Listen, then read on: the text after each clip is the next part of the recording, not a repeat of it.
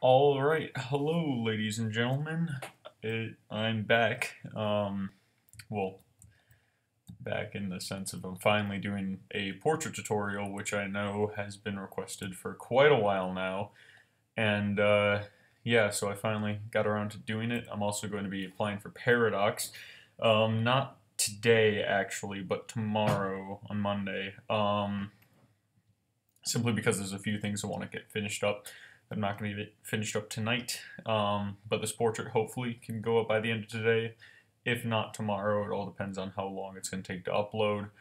Uh, so basically, I wanted to sort of go back for this one, and I know I did a Ignacy Moscicki portrait in the past, but I wanted to go back to it because it wasn't terribly great, and just generally like it needs updating, but I also wanted to redo it because I still hold that the base game Ignacy portrait is the worst in the game, only paired by I believe Bolivia's leader.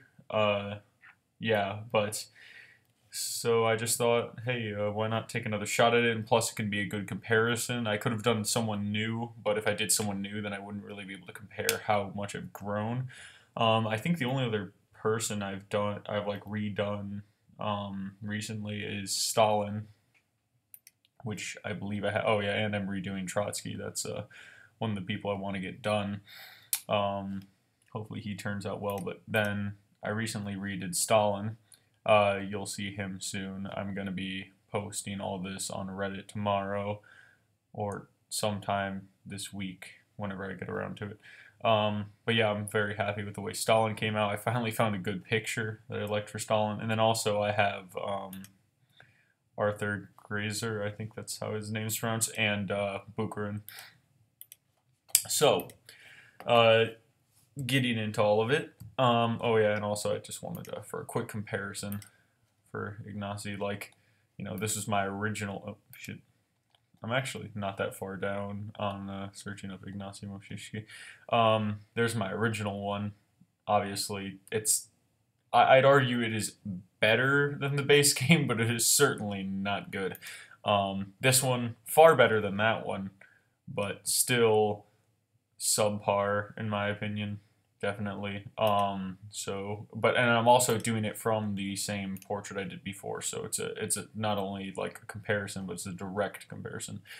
Uh, yeah, so let's get into it. I'm not going to be using anything on the drawing pad today, at least I'm not planning on it. If I do anything on the drawing pad, it'll probably be for hair, like little touch-up things. Now, everything, I don't usually use my drawing pad for portraits, just generally because I try to get into the flow of using a mouse, so that way, I could actually teach other people how to do it, because I understand not everyone has a drawing pad. Drawing pads make it a little bit easier, but not incredibly easier. It just sort of shortens up the time a little bit. So, the first thing we're going to do is put this into black and white.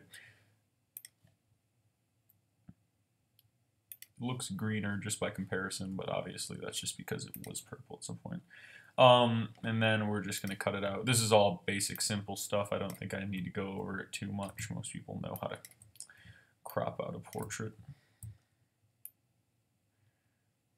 Yeah, so what we're going to be going over in this video is, well, there's a lot of changes that I've done, actually. Stylistically, I've gotten better.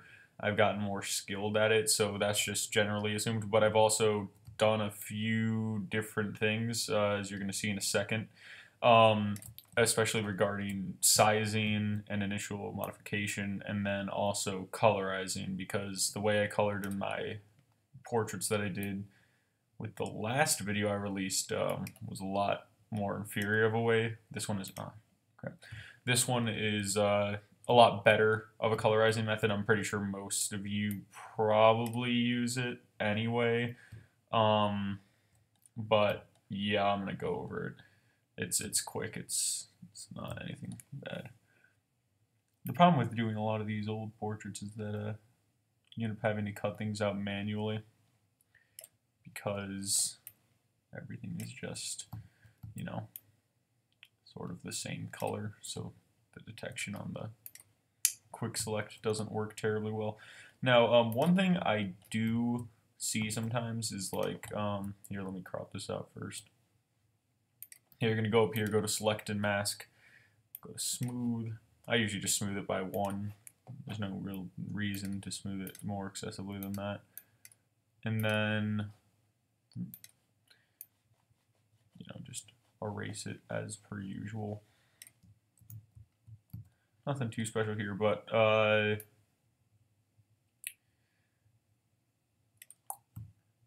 was going to say something about colorization, I believe.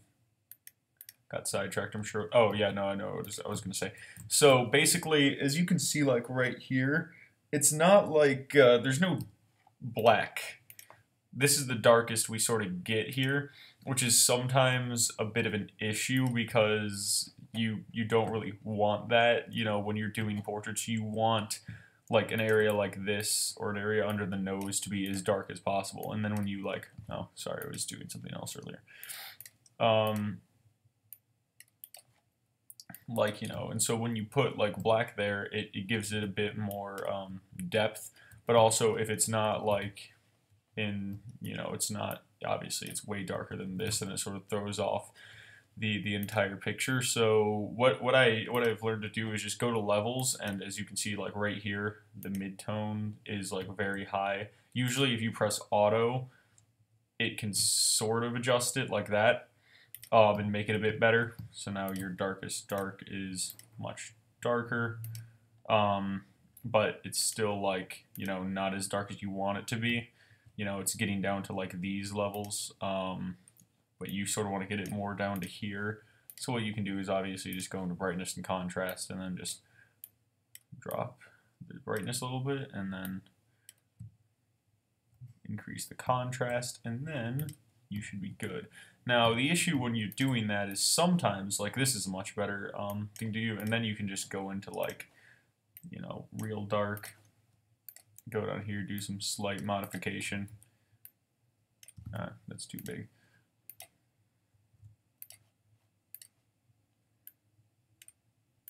And you can just do, you know, small modifications like that. Like, I actually wouldn't even make that dark. I'd make this side that dark, and then make the other side not as dark. Yeah, but just you can just touch this up generally. It's, you know, once you get it down into this level of darkness, it's not like terribly bad. You can still do some touching up even far later.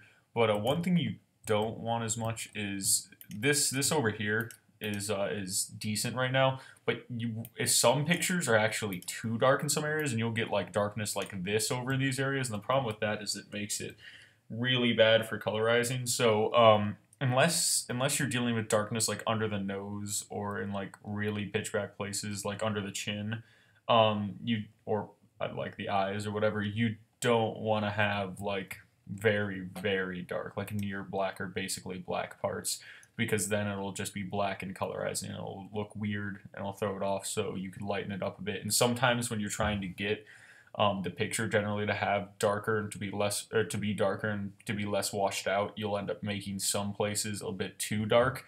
So what you should do is just go in here, go into shadows, and then just lighten it up a little bit until it's to the area you want. These ones aren't too bad. I'll actually leave that lighten right there because it works a little bit. And then also get under the nose here.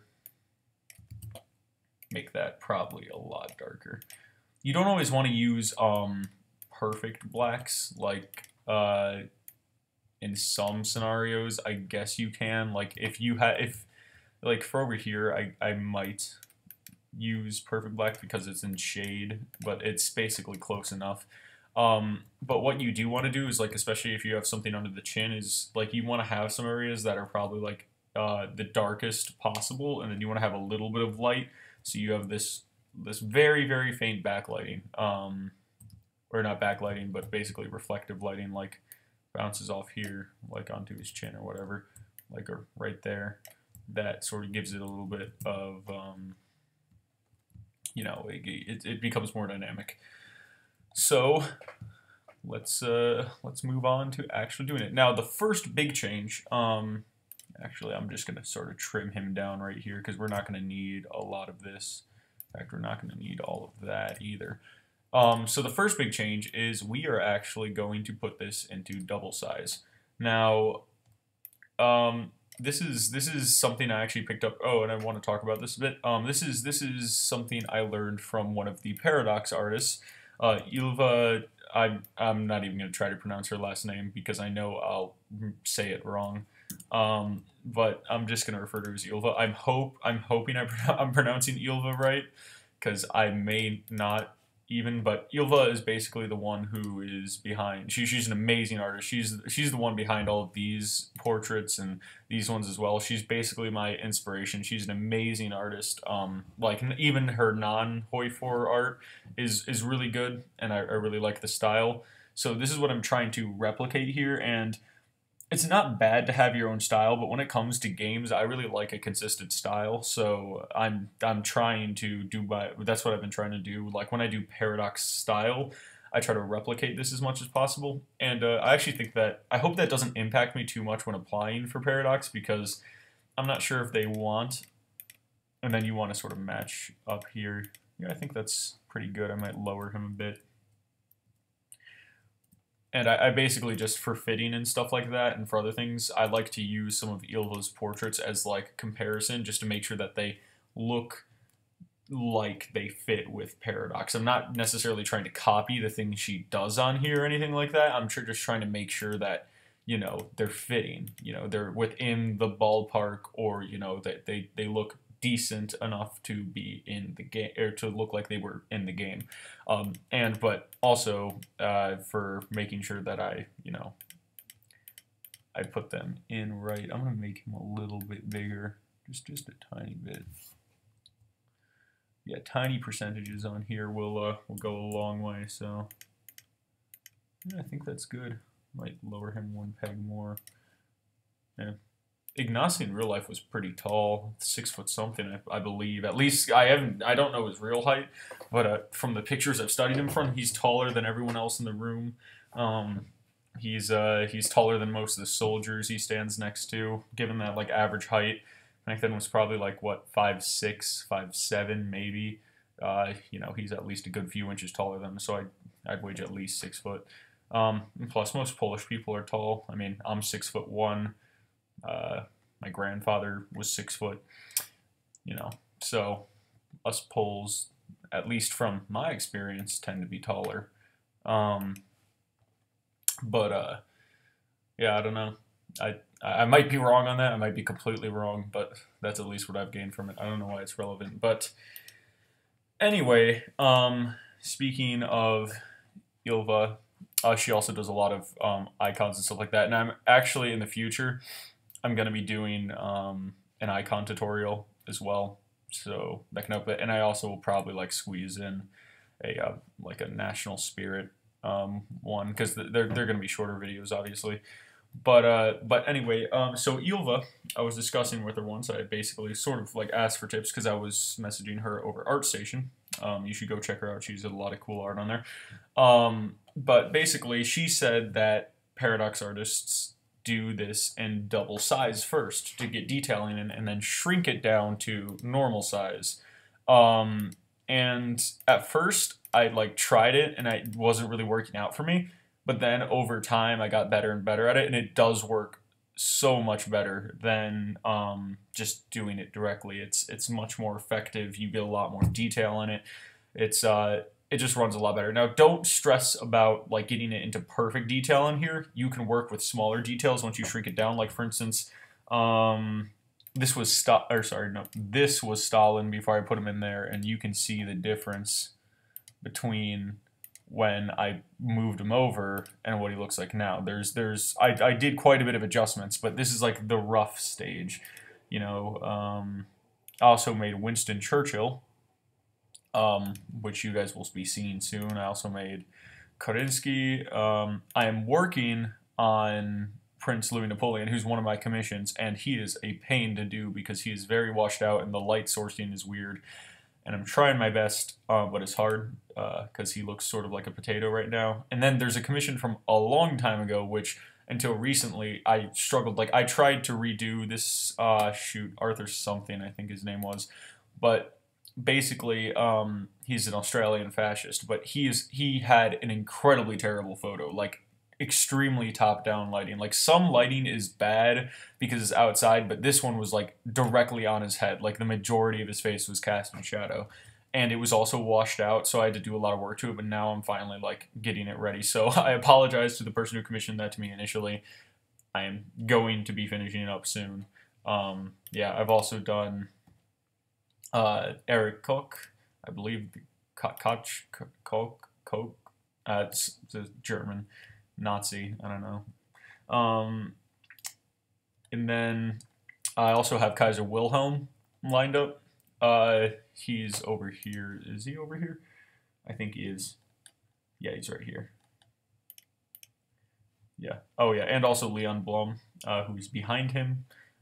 Those two are going to be coming out soon. Obviously, these two, like I said before. Do you have anyone else who I haven't shown? Colorizing. There might be one or two more. I'm not sure.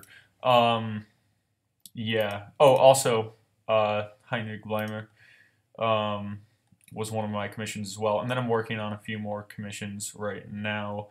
I'm trying to get everything done for Paradox before I apply, obviously. So once I apply, I'm going to be going hard on commissions. Again, I actually got back into commissions. In the same week I got back into commissions, I got slammed with 4 tests. So that was not fun, and it sort of just brought me out of it. Okay, but let's go on to doing this portrait. Now, when you get your smudge, I'm going to keep smudge around 35-ish, maybe turn it up a little bit, and then keep it around 6 to anywhere between like 6 and, you know, it's dependent, but I usually like to keep it around 6. You can go down to 3, maybe up to 12 if you really need to, but 6 will give you like the optimal stroke thing, the stroke feature. And so really any smudge works. If you want to get fancy with your smudges, you can. Like if you want to add, you know, like some spongy, or sorry, not sponge, but like a wetness effect in there, you can. Generally, like any smudge you use, it'll look nice. Now the smudging is a lot more apparent once you put it in here. So that's where you might want to change up your smudge a little bit, but for right now, it's not going to matter too much. So let's just go ahead now. So what you first want to do, and this is a pretty decent quality photo. I mean, it's not like my last one. Like the last one I did, Trotsky, was a very good quality photo. This one is like, you know, it's got decent lighting. Its quality is decent. You know, this is probably the most middle of the road you could ever probably think to have as a portrait. So it's nice, and but when you're dealing with like worse, like especially far worse images, there's actually an app. Let me figure out what it was called. Remini, Remini, is really good because it's like a photo enhancing app. It's free, but you get like 3 photo enhances per day unless you pay for like a premium. I'm not about paying for the premium, so I'll just wait per day. And that one's really good for if you have like really crappy photos. Now sometimes it's too crappy and you can't do anything with it. I'm actually gonna do. I'm hoping to do a separate portrait tutorial with doing like a really bad photo, like Trotsky, for instance.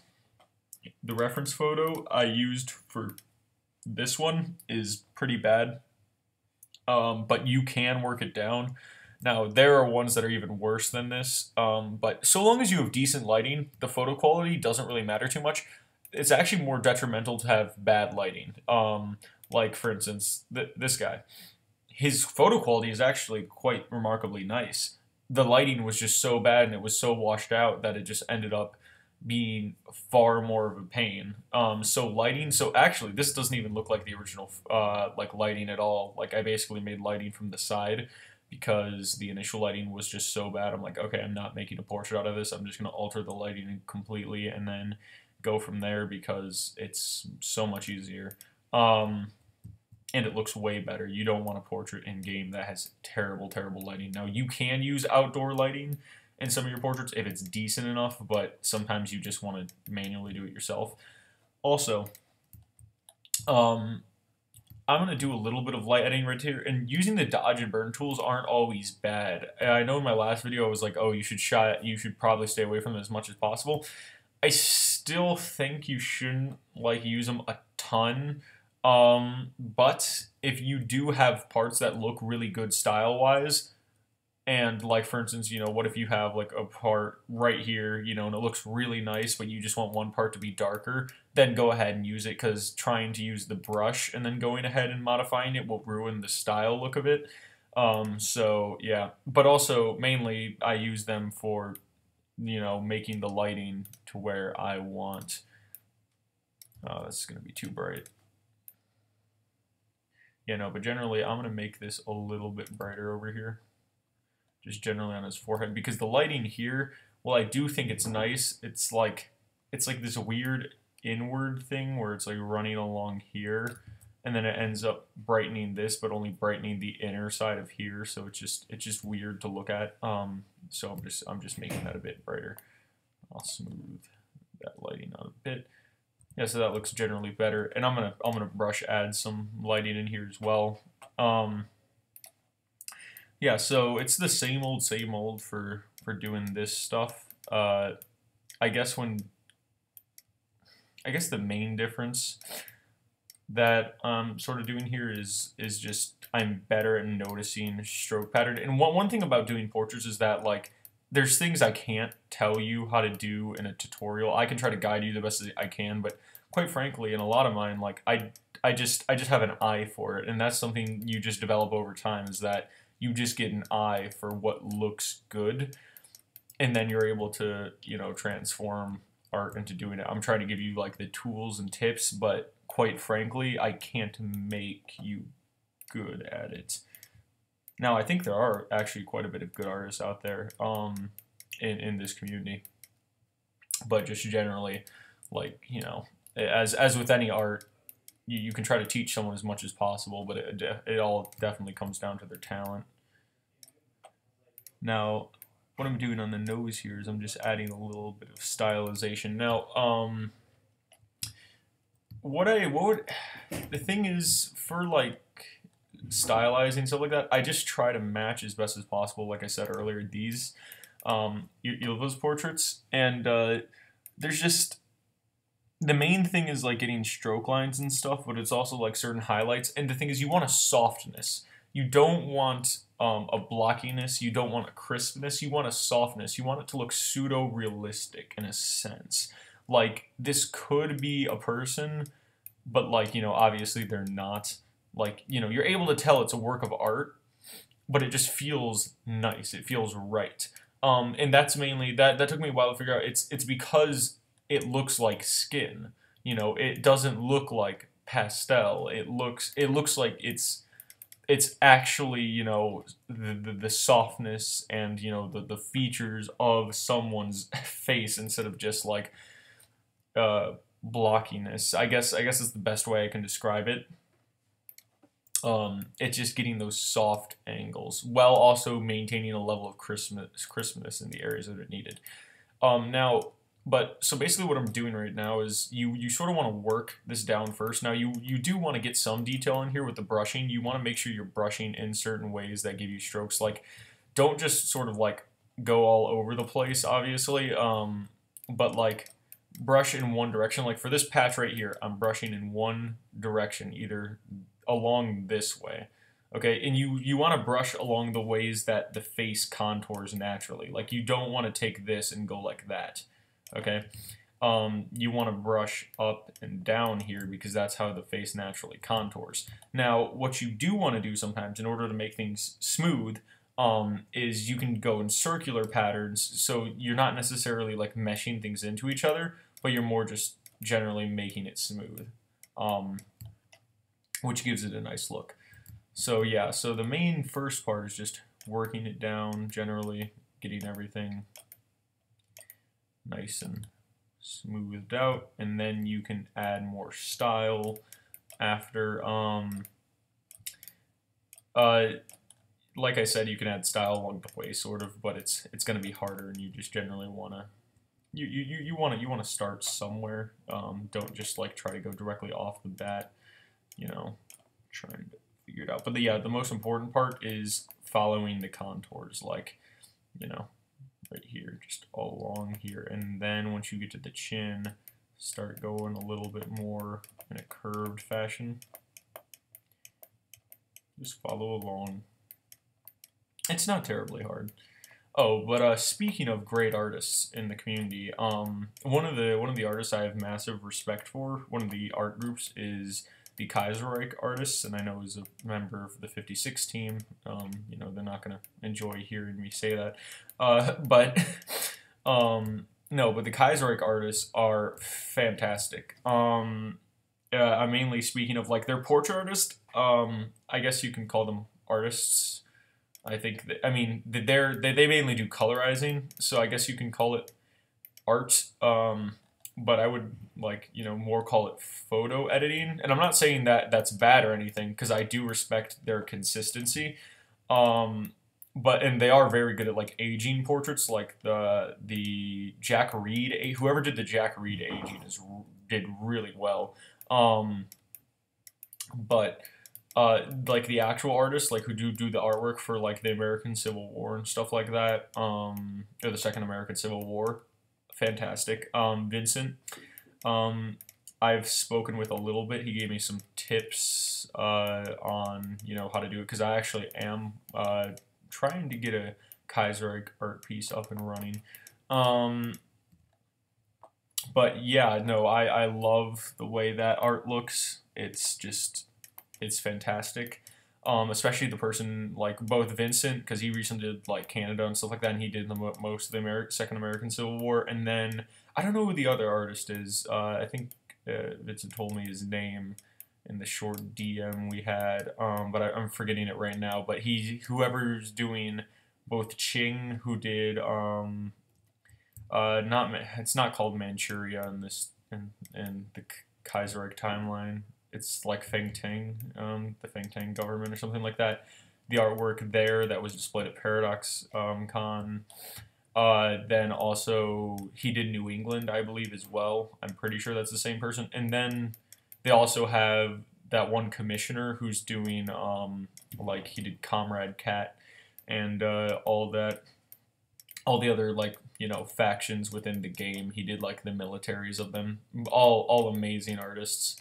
And quite frankly, like they're producing more art for Kaiserreich than the actual Paradox team for Hoi 4 is, like it just in general, because, like, you know, Kaiserreich is heavily lore based, and I mean, yeah, technically, you know, Hoi 4 is lore based, but you know, I wouldn't necessarily call history as we know it lore, like, just generally because, you know, it's sort of common knowledge. Like, you know, they have artwork for their game, but also Paradox takes on way more than just a single game, so I don't expect them to have as much content. And in the art realm, because their artists are always working on a bunch of different games. I know Ilva right now is working on Stellaris. She recently posted a new artwork of one of the rock crystal monster things, which look fantastic. So props to her on that. So I'm almost done with the whole working down part on here. Now I'm just gonna start putting in some stuff. Now, one thing you want to try to avoid as much as possible is having like excessively noticeable strokes. And I was just reminded of it because, like, the chin right here, like, it's not terrible, but, like, yes, your strokes should be noticeable, but when people are paying attention to them. Like, for instance, actually, let me go on here. Like, if you look at, for instance, let me bring up one of Eva's artworks, like here. This is actually one of my favorite portraits of hers.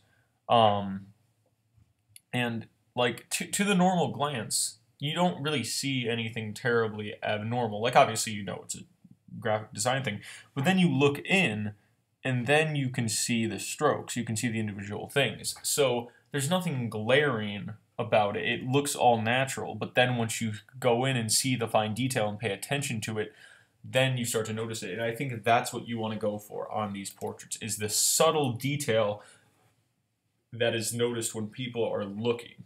Because if it's glaring, it's probably too much. Definitely too much. So, sorry, right there, just had to take a drink. So yeah, now basically I'm just going to go on to stylize. Now, right now, you know, the brightest thing we have is in this realm. So we want to get things a lot brighter. The brightest point on always should be the nose, unless you're dealing with very, very strange lighting. And so the nose, you don't want to make it, I think I made it a little bit too bright here. I need to work down this. Oh yeah, and also use a soft brush. I was using hard brushes for the longest time, and then I realized, yeah, you need to go soft in the most non-suggestive way possible. Yeah, so I'm just gonna do a little bit of lighting right here until it looks good. You know, you just want to make it look good. Like, I'm sorry if I'm disappointing anyone with just saying like, oh, make it look good, but yeah, that's just how I'm gonna do it. I want a little bit more of a radius here.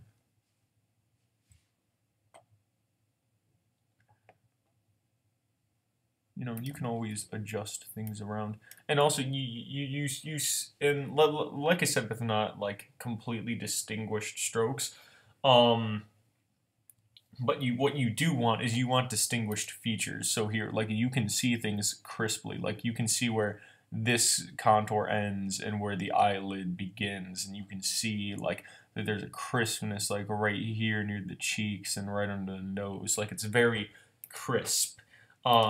And actually I'll use my Arthur Greiser as well, because I really like the way he turned out. You know, that there's a crispness, like again under the eyelids, around the nose. You know, just certain areas, the cheeks, or sorry, the lips right here. You know, it's just you want to really try to get that that crisp feeling as well, along with the smoothness, obviously. And so around the nose, you want to make it a bit darker. Not terribly dark though. I might actually put that down a bit. Now I might go ahead and start. I might start shrinking down the actual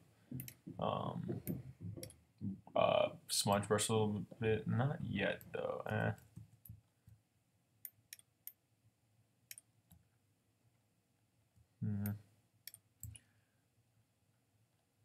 Well, that's a little bit sticking too far right there. So you want to have like this square going up, and then like a little bit of like a radial thing coming out here. See, like if you look on like other things, like, you know, here you have like that little bit of square lighting, but then here you have, you know, dot lighting. There's different ways to do each nose. Usually it's like square or dot when it comes to the nose. So it all depends on the nose. Like for instance, you know, if you look through Eva's, most of it is like dot lighting, and then it'll go up and drift right here. But you know, occasionally, depending on the person's face geometry, it'll be a bit different. So just go with what you think is best at the time. A lot of this is go with what you think is best.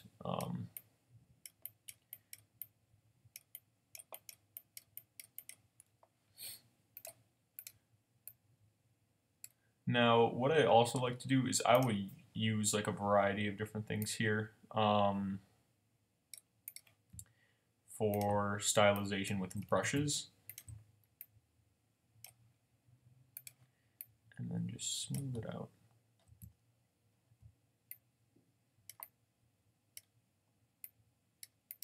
See right here, I'm just wiggling up and down so that it gets a smoother look. And then with the smudge brush, you can get like these nice streaks as well. Like I said, over here, I'm gonna get a bit darker of an area. One of them highlights inside inside the eyes rather. Sorry.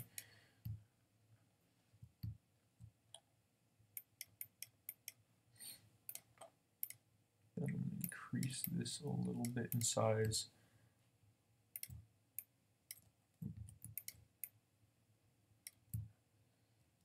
Yeah, don't mind it if you like have something like this where it initially sticks out. You just want to make it softer on the edges. I believe it's going a little bit too far this way. Now, there's a bunch of different ways to do forehead lighting. Generally, you want to follow whatever the person's natural forehead is like, obviously. But there's different levels of glossiness.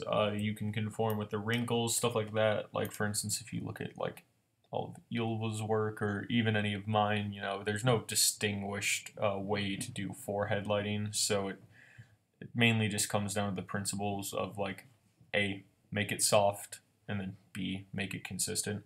But generally, you don't want to make it too divided, especially if there's wrinkles. Like, you don't want to make it like that. Well, like this. You don't want to make it, you know, obvious of the separation unless there's incredibly wrinkled face, you know, so you want to sort of bridge the gap in some areas. You want to make it, you know, apparent that they have, you know, a wrinkled forehead, but you don't want to make it, like, excessive. You want a little bit more lighting up here. So a lot of this is just going through the motions.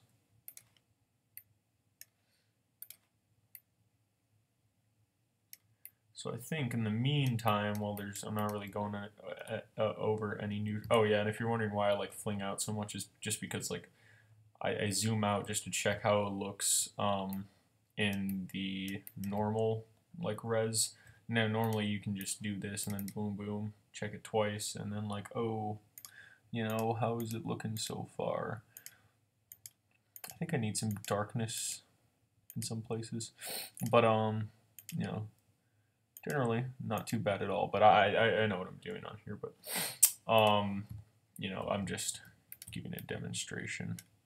And also you want color blocks as well. Like you want certain I guess you could call them like sections of color. For instance, like on here you can see how there's like this one block right here, and it's never all the same color actually, or like this part in the forehead right here. It's never all actually the same color, but it looks, because it's all smoothed together, because obviously if you have actually all one color, it's going to look a different color. Like for instance, if you take this color and go across the screen, like this middle part looks darker than the left and right parts, simply because obviously it's relevant to its surroundings. So what you want to do is generally you basically want to make a smoother transition. Like if you're going to do this, then add some white right here and then smooth it out in the middle, and now it looks more like a continuous color block. And those color blocks, you don't make them too noticeable, just make them present enough, and you will have a good time.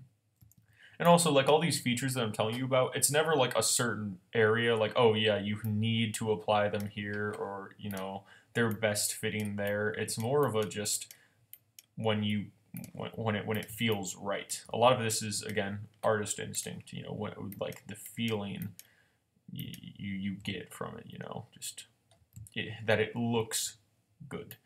But anyway, what I was going to talk about in this time of just working in general is the new Modern Warfare. I've played it a bit, and I think it is an amazing base game. I think as just a base game. Oh, and the campaign is outright just incredible.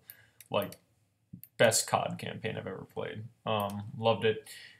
I do think it's sort of like, because like a lot of people were complaining about how like, I guess, edgy or like, you know, controversial was. I didn't mind that at all. The one thing I did sort of think it sort of backed away from was actually like putting you in the position of doing bad things. Like, sure, there was the one house mission where you could kill civilians and not get punished for it, but like the London bombing mission, the one that was like one of the most controversial, quote unquote, if you killed a civilian by accident in the gunfire while you were trying to kill the terrorist, it just restarted the mission. So do not fire at civilians. And I think that's something of a lost opportunity, not because you don't want people, not because you want people killing civilians, but simply because isn't the point of like you make mistakes, like you need to check your fire, but the thing is if it forces you to restart every time you make that mistake, then what's the point, you know?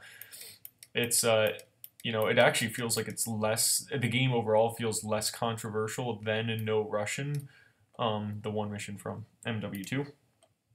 But overall, it is far more controversial than the entirety of the other games, or controversial, or like basically like telling. However, I do believe there is one scene that actually does, aside from the house one, because the house one's amazing, you know, breaking in the house, because that's the one where you actually can accidentally shoot civilians and not be punished for it. I think that's a great mission, which is sort of all the same thing. But also, my other favorite mission, or like basically like mini mission, I guess, part of a larger mission, is when you're interrogating the guy named the Butcher or whatever, and you bring in his family. I think that's an amazing mission, simply because like you don't know that the gun isn't loaded, like, and most people would generally like in No Russian. In No Russian, you didn't actually have to shoot anyone. You could have just like not shot anyone the entire time, and it's a bit too dark. Move this up a bit here.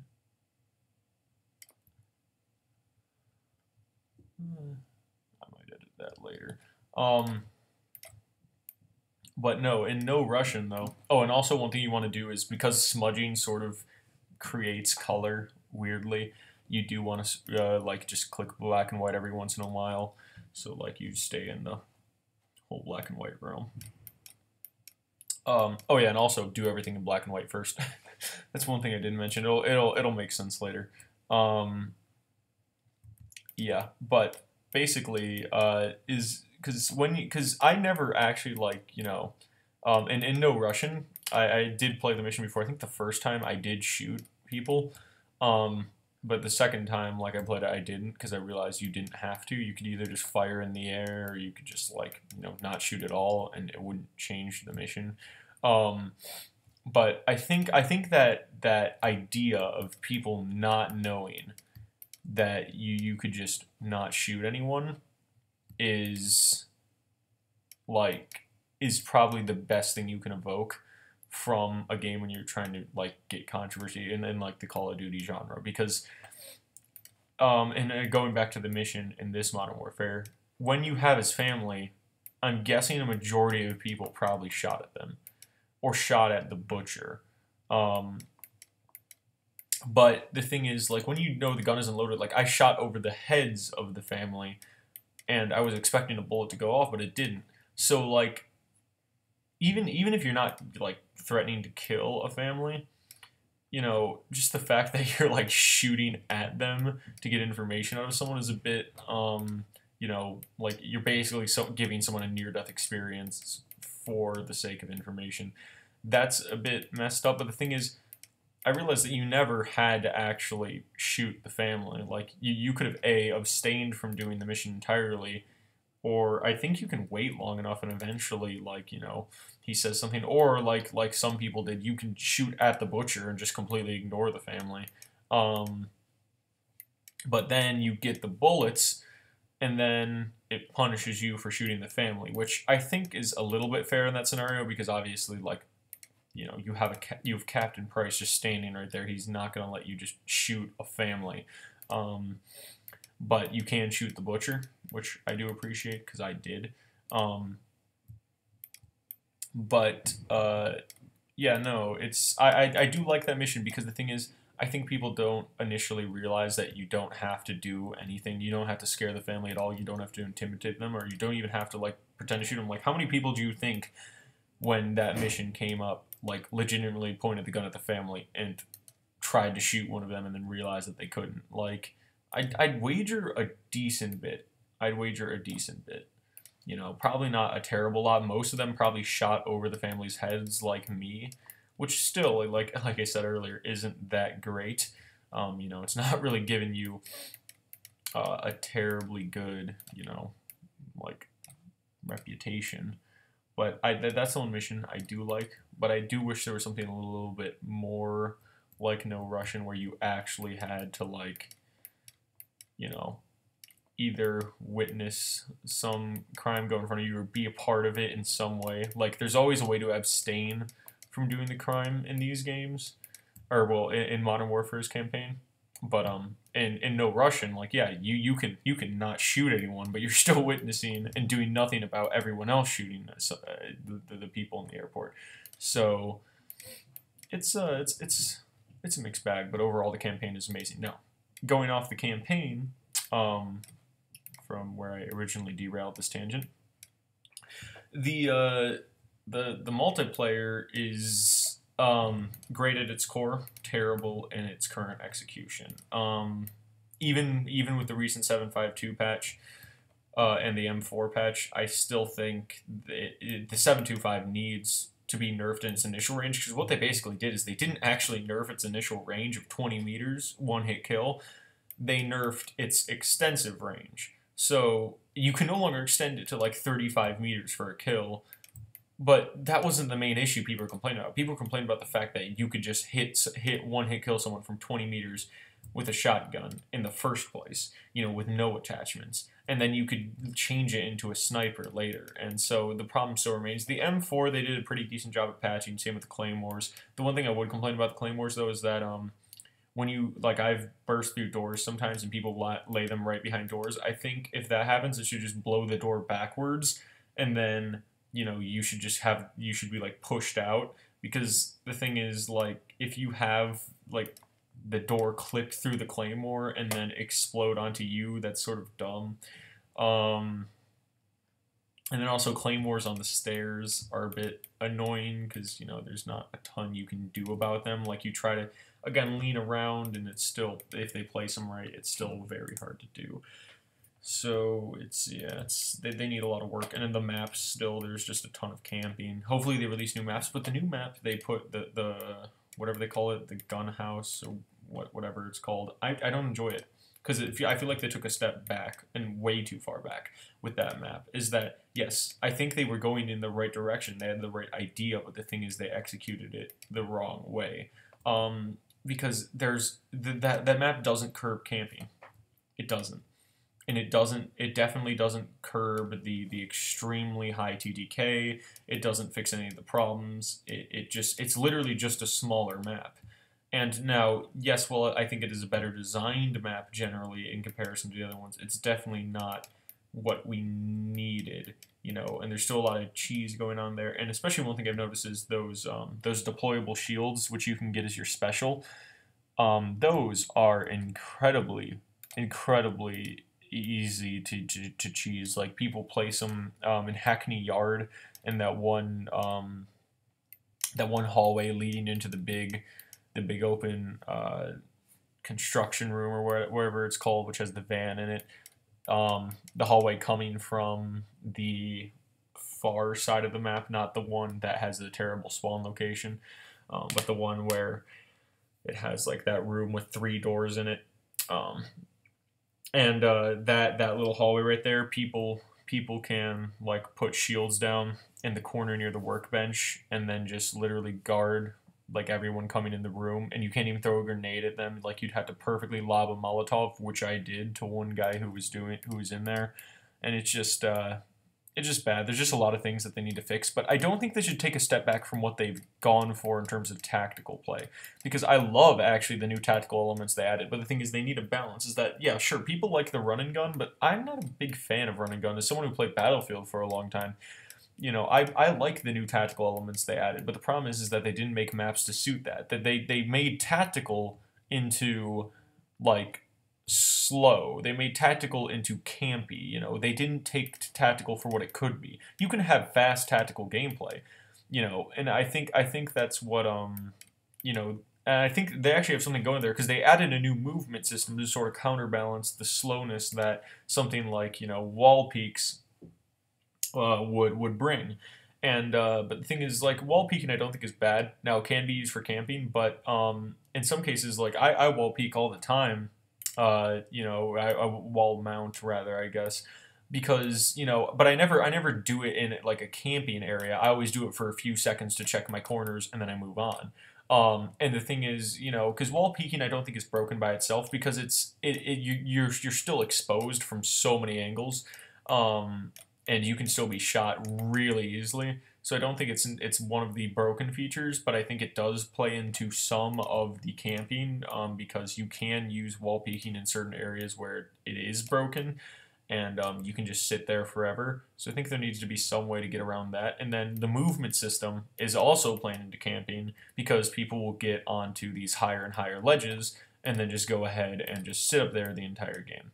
There was one game I played where some guy got 3 kills the entire game, but all he did is he just sat up in one area with an LMG, mowing down anyone who came over there. Now, barely anyone came over there, and I was one of his kills, but the thing is, I'm sure he had a fun old time sitting up there getting 3 kills, no deaths the entire match.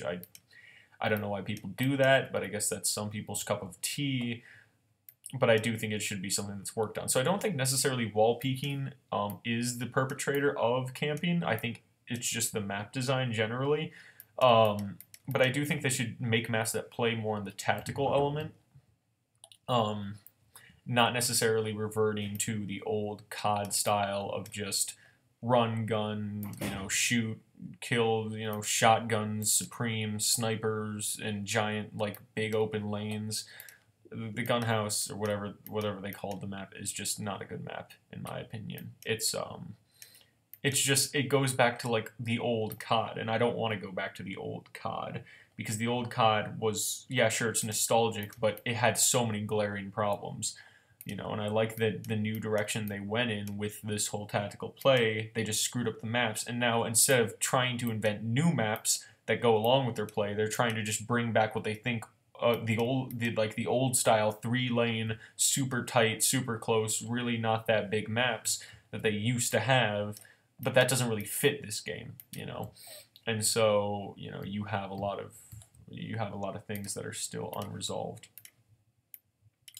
Now I'm getting close here to being done with this portion, and then moving on to the next one, because I think he's good enough to where, like, you know, he's out of the rough stage and into, like, the semi done stage. You can see, like, streaks going here, and you see how aggressive these streaks are. A lot of them will go away when you shrink them down. So when you're in this part, don't actually be too afraid to have a lot of, like, you know, bigger streaks and stuff like that, because they will diminish when you shrink it.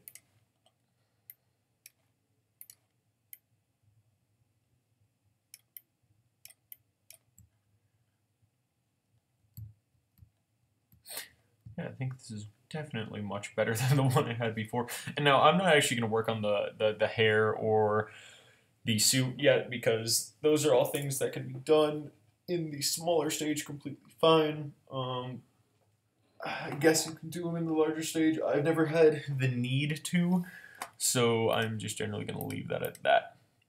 So this is about half the process. So look, yeah, it's looking nice. It looks real smooth.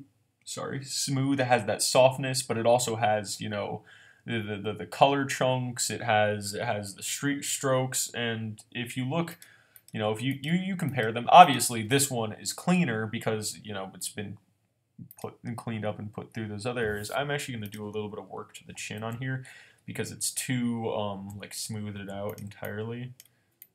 Gonna do a little bit of work right here, make it a little bit more sharp. Yeah.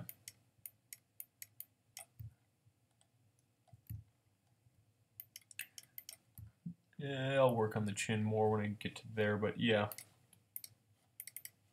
You know, and then I like to just sort of back out and compare it a little bit here. Yeah, and then for the chin, chin lighting, as you can see on here, there's actually a little bit more of a distinctive way to do it.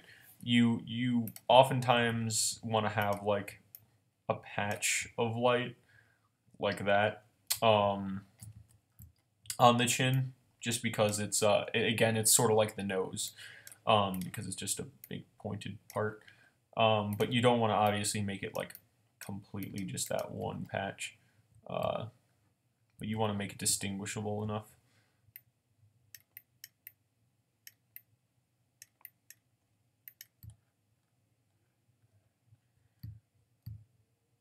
Yeah.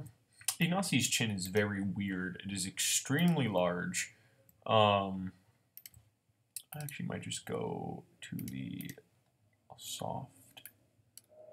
Do this. Make it a little bit better.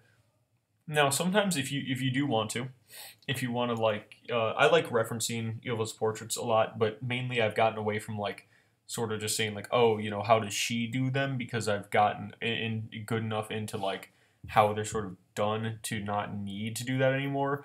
But what you can do is like, especially if you're like beginning stuff like that, like Ilva or any other of the portrait, whichever portrait maker in Paradox is your favorite, or even if you like mine, like sometimes I actually do reference my own other portraits that I like, but you know, you can go in and you can see like, well, you know, you can cross compare like, well, where's someone else with a giant chin? You know, how did they do lighting there? Like you can look at this guy, you can look at Mackinson, you can look at other people, you can look at the Vorbeck, yeah, and just generally you can like cross-examine other people, but don't like copy paste it.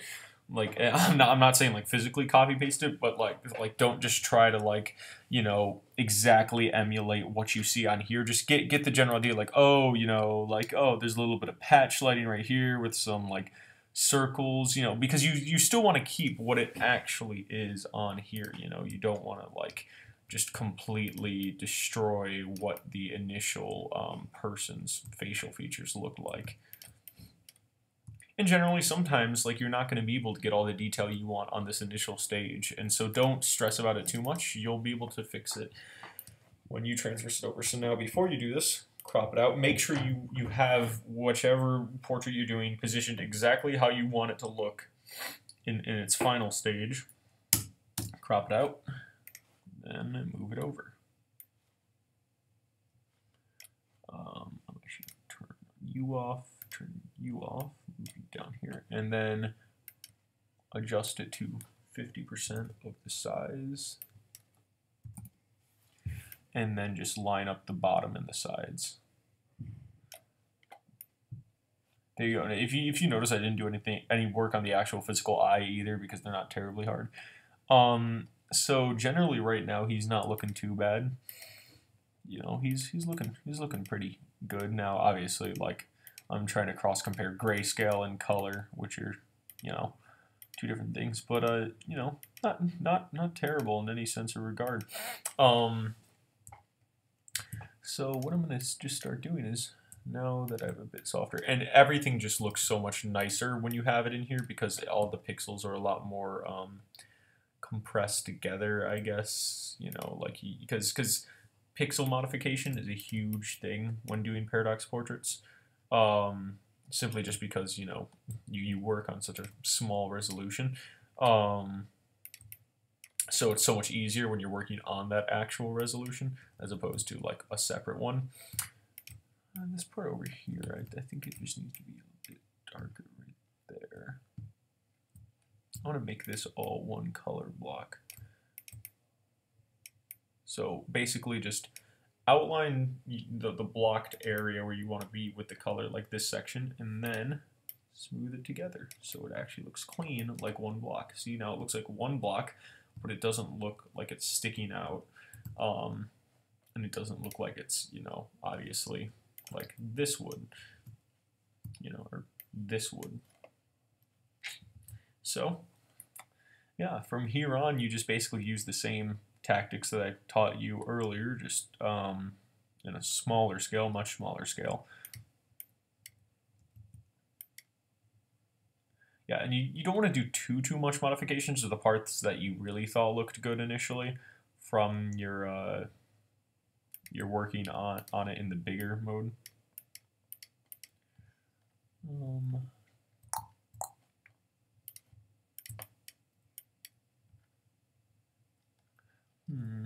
And also, there's a lot of trial and error here as well. Like, you know, you don't need to like nail everything initially. You can obviously go back and forth and do a lot of things. So yeah, I mean, it's not, from this point forward, it's not a terribly hard process at all. It just like it's much harder if you have a worse quality image, and that hardness usually. And now I'm finally gonna, like, you know, I'm finally gonna work with a smaller smudge. But basically, yeah, you just go ahead and do what you've already been doing. I am like the Bob Ross of portraits, except nowhere near as good, and definitely with a way less calming voice. So in essence, I'm nothing like Bob Ross. I think someone said in the comments last time something about Bob Ross. I don't know. Also, for Paradox, I actually want to get back to talking about applying that. I hope I have some sort of favor with them. I mean, last time I was I posted a tutorial. Bratyn, God, I hope I'm pronouncing these people's Bratyn, B-R-A-T-Y-N. He commented and he said that they have been watching, and so he might comment again. Maybe, I don't know. He'll probably reference, if he does comment, he'll probably reference this part and be like, yes, I am commenting. Yeah, no, but yeah, he commented last time. He said that Paradox was watching me, apparently, and have been paying attention to what I've been doing. And I haven't posted on Reddit in a while, which I am going to be doing probably, like I said, tomorrow or sometime during the week, whenever I finish Trotsky, really. Yeah, so I hope I have some sort of good favor with them in some way, or at least if I don't get accepted, to get some sort of like connections, you know, with them. I'm not wholly about moving to Sweden right now. I mean, this is again all hypothetical. If I got accepted, you know, and I actually might just apply for freelance instead of like a full job, because I don't want to move to Sweden. You know, I'm in college, and I sort of want to finish college before I decide to go on and do anything radical, a radical change in where I'm living and, you know, lifestyle and everything like that. So yeah, I'm just generally going to take it slow for right now. If they accept me, I'm going to be super happy, super thrilled, because I love doing this stuff, and to do it for a job would be great. But if it doesn't work out, hey, you know, I can continue doing commissions and stuff like that, and hopefully get them done more reliably, especially since, you know, it's nearing the end of the semester. And so I tried to get back in commissions just to be shut down by the nature of academics.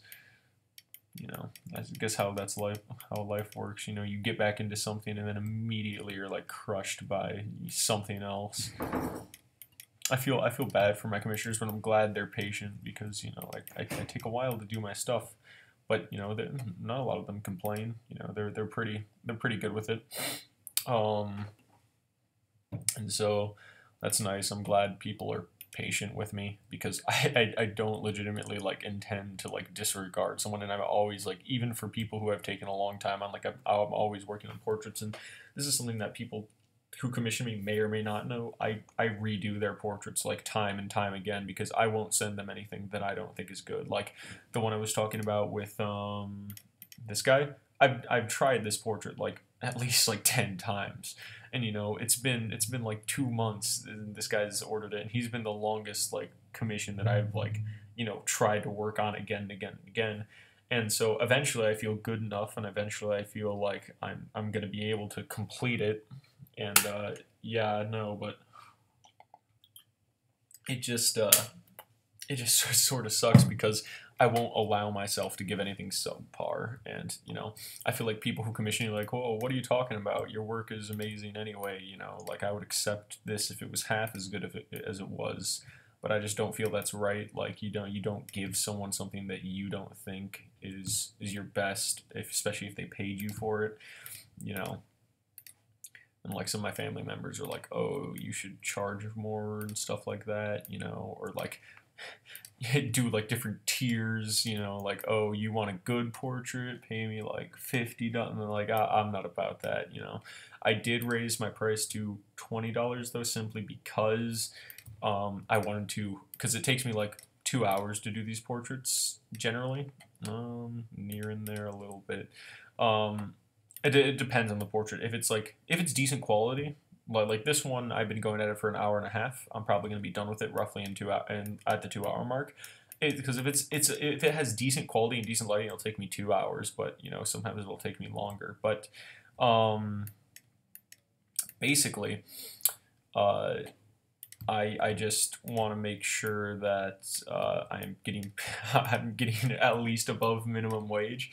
So I generally keep, you know, $20 there because, you know, I don't want to work for like, because I used to do 10 and $5, but then I realized like, you know, if I divide that realistically, I'm getting like what, $5 an hour, and like, yeah, it's not really the greatest thing in the world to be doing.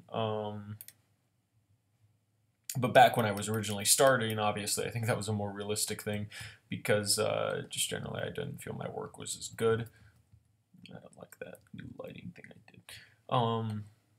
So yeah, I ended up switching it.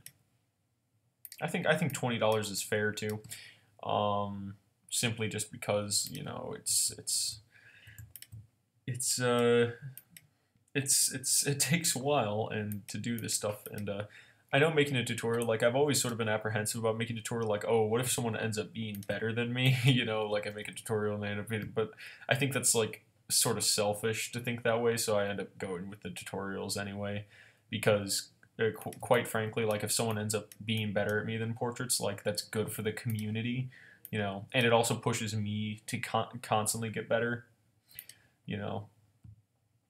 Like there are some like I said earlier, there's some good artists out there like Art56. Sorry about that cut right there. I just had a coughing fit and I didn't want everyone to hear it.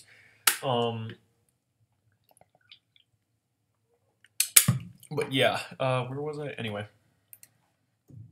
portraits of some sort. I was talking about Art of 56 team members being good. Yeah, we got a lot of them. We have the Historia, we have Elf, or no, Elfie's not an artist. We have Abyss, we have Scarecrow, a bunch of different teams. They like to go by different names all the time, so you know, it's just it just ends up being very confusing sometimes because I like lose track of the names. But some of them keep the same name. Like I'm pretty sure the Historia has kept his same name like for a while. So I know Scarecrow has a different name on one of the graphic design discords. Then I do, or well then wait. Yeah, no, I can't remember what his name on the graphic design discord is though. Yeah. Anyway. Oh shit. Sorry.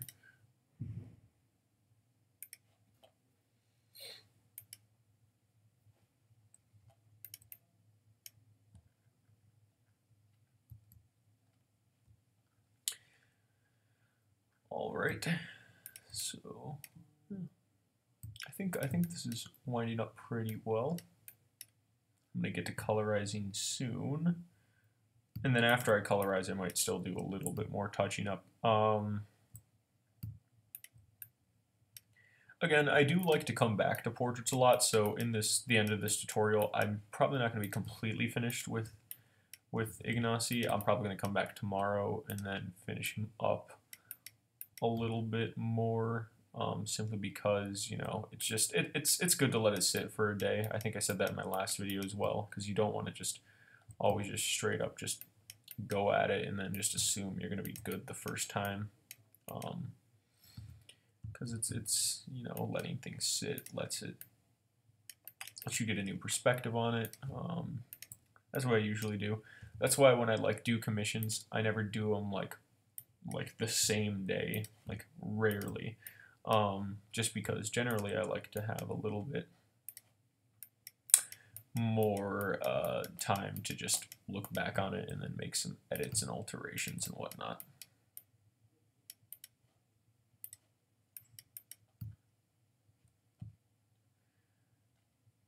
Also, the underlighting for the nose, I've sort of gotten away from that, unless it's already in the image, just because it's not necessary, and sometimes you can throw it off, like, you know, sometimes it's on Yuval's portraits, because she adds it. Basically, just add it if it looks good. What I actually might do, though, is I might just have a little bit of underlighting right there. Not like under the nose, but to this side. All depends on a lot of different things. Whatever. Again, it's a lot of whatever looks good. You know, what looks good to you.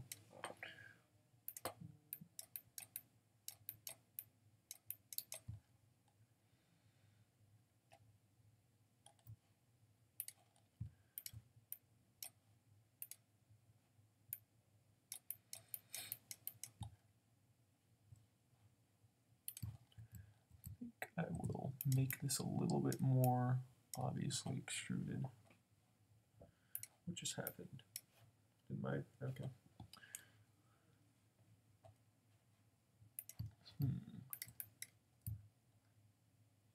Yeah, there it goes. My computer has this weird type of virus where all it does is it asks for that a few times, and then it goes away.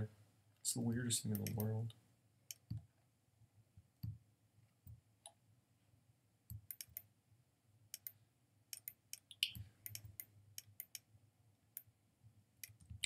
Oh, by the way, I will be leaving timestamps to when I do everything, and also be per request of one of the people on the Discord for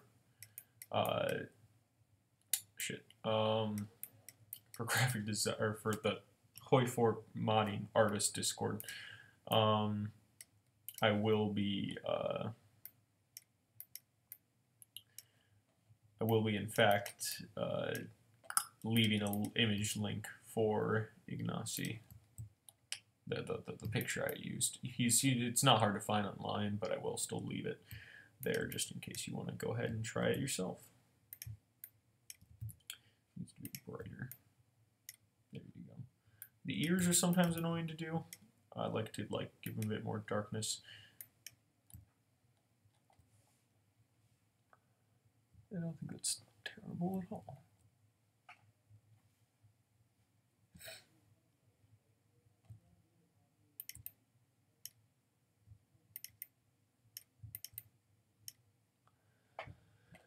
What time is it?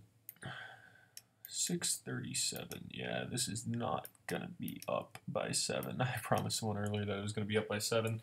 And that was my bad. I thought it would start earlier, quite frankly, and I didn't end up starting earlier, which was my fault. And now it sucks because it's probably gonna end up hopefully getting there by like 10 maybe. I don't know how long it's going to take to upload. It might be like, it might take super long, it might take super short.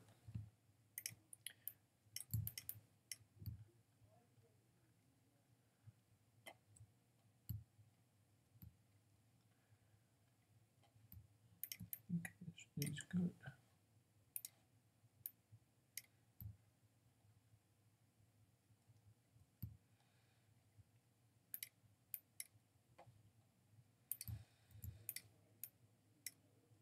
You know, it's weird how like just modifying an image to look in the style of Paradox takes like 2 hours.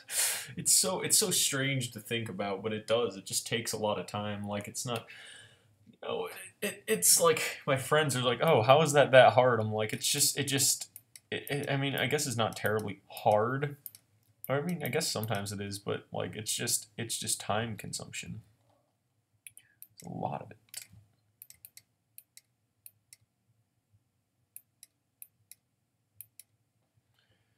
And I like to add smaller strokes in right here. Crank this down to 2.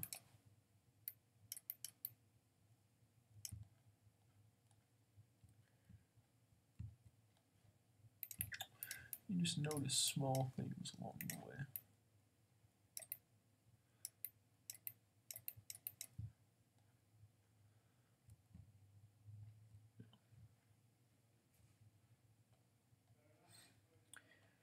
Yeah, so I think this is pretty good for right now. In terms of just general detail, I'm gonna get to starting colorizing. I'm not gonna do the hair until after I start colorizing because, quite frankly, the hair isn't terribly challenging. But just generally like looking at this, I still feel like it could do with a little bit more contrast increase. Simply because, like, obviously, like, he's of a darker skin tone, but still, I don't know, I just don't feel like there's deep enough in some areas, or I might just manually add some dark areas.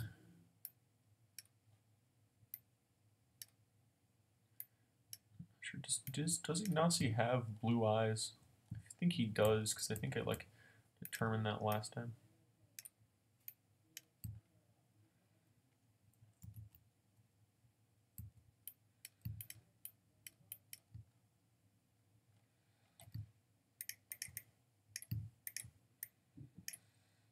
I hate when Discord keeps like pinging me, despite the fact I know someone's currently not pinging me.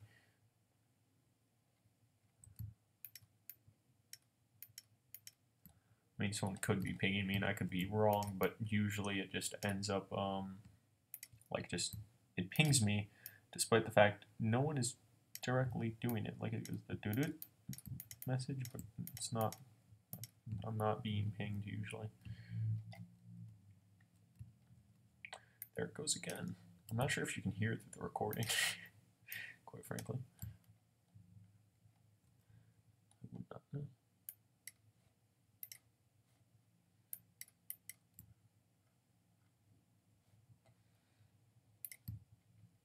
Small little intricacies at the side, just a little bit of darkness right here. Yeah, the thing with portraits is it's all about contrast. If you can get that down, you're good to go. I'm just gonna close Discord. Pardon me for a second.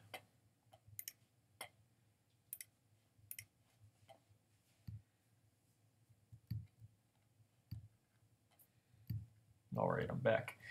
Yeah, Discord is annoying. I know what I was missing. That's too dark. See, sometimes you want darkness, but not something that's too terribly dark.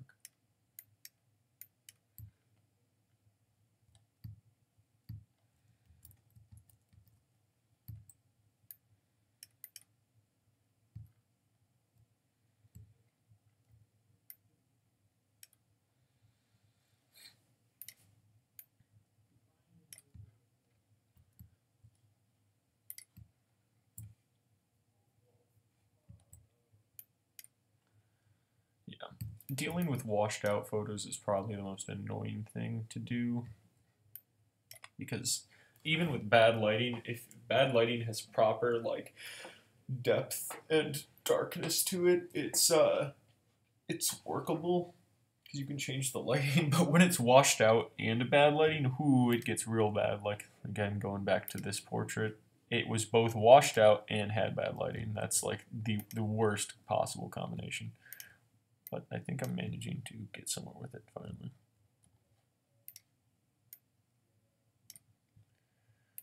All right. It needs to be darker.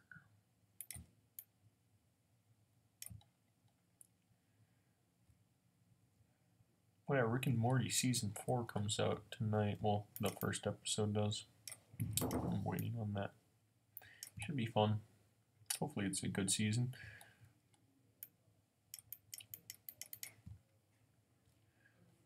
Because I need my 900 IQ show.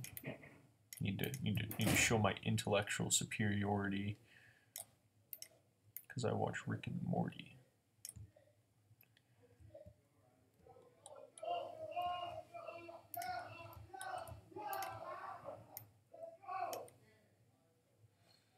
All right. I actually think that is good. You know, and the thing is, what I was talking about streaks earlier, like, obviously you can notice streaks, like, right here. And right here I might make that a little bit less obvious.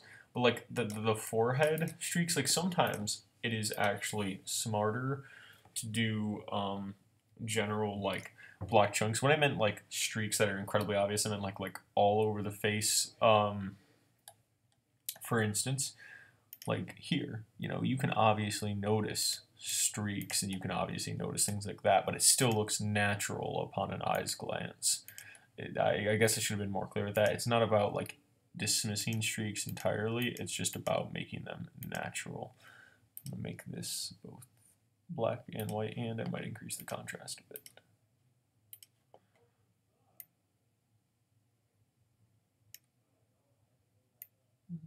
Darkness. I think generally that's good. Yeah. Yeah, there are a few areas where I can see some improvement. But again, this is all just small touching up, and for the sake of trying to keep this video shorter, I'm just going to go into colorizing, because basically, like I said, I'm gonna basically wait a day and come back and then sort of try to fix this up more. And I'm gonna do hair in this video, and I think I might do like the body and whatever, but the body is not hard. Trust me, it's not. I'll go over it quickly. But colorization, what I'm gonna do here is basically just, this is gonna be the main last section.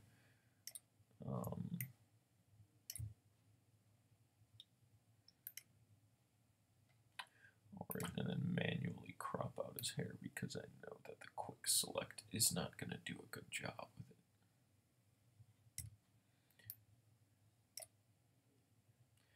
So the new method, I guess, that I have taken up with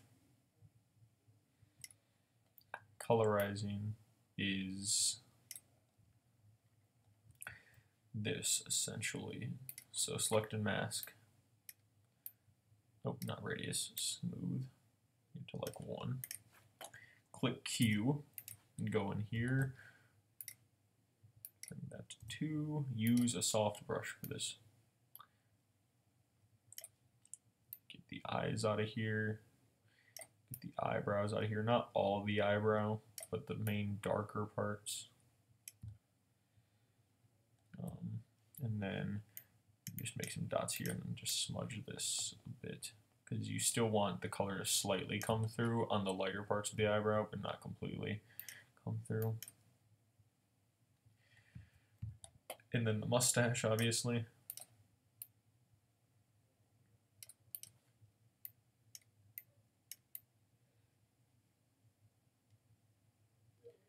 You want that to not have the skin color showing through. Now,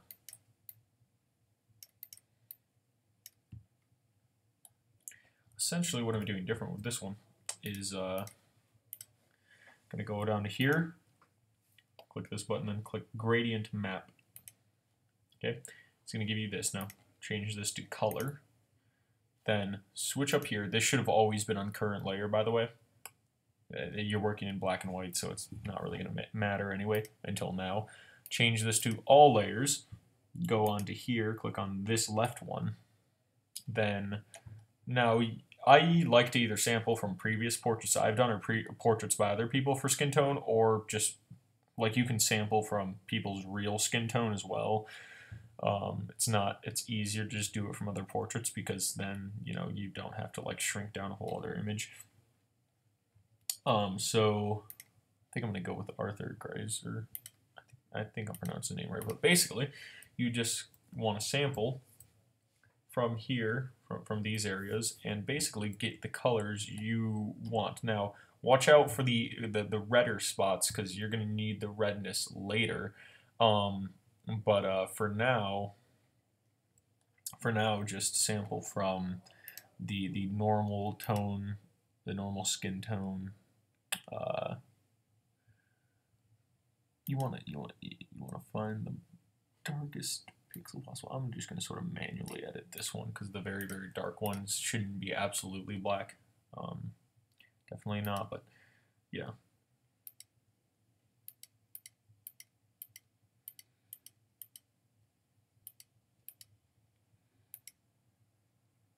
So this should be the brightest spot. I was just checking around with the other things to make sure it was a... So now you want to find something that is darker, like 50%. You want to do this by percents as well. You want to make sure that that the percentage is equal for right here. 35, no, I gotta get darker than that. 33, 29, 24. And then once you get in the ballpark, you can either just leave it be or just manually adjust it slightly. It's not going to change things too much. ET. So I need slightly darker. 75, 78, 77, 74. Okay, there we go. And this should be your base skin tone that you're going to be using. And bam. Now, it looks a bit weird right now. Now you can adjust it slightly, which I'm going to do. I'm going to make this a not so bright tone. Yeah, generally I think that skin tone looks fine. Now, it looks weird normally just off the bat because obviously you would normally have a lot of red in a human face as well, so don't try to like stress over this too much. Just leave it as this. This should be grayer and stuff like that.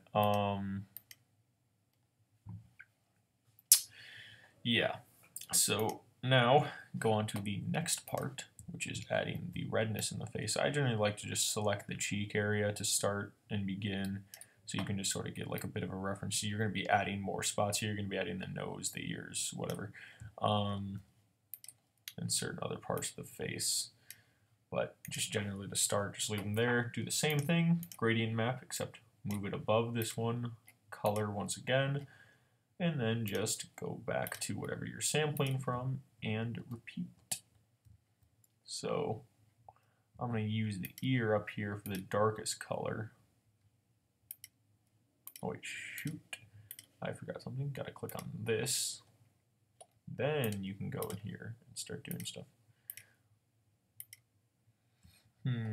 Is there a darker color that is also affected by this? Okay, for the very dark colors, you're not always going to see them, and a lot of times you can just wing it.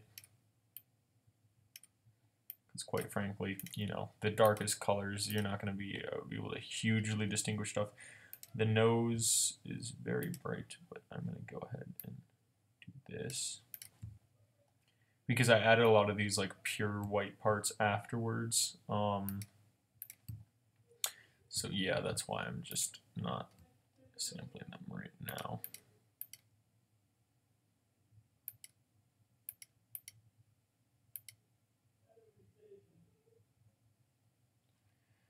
And I'll just turn that down slightly. Oh, there we go.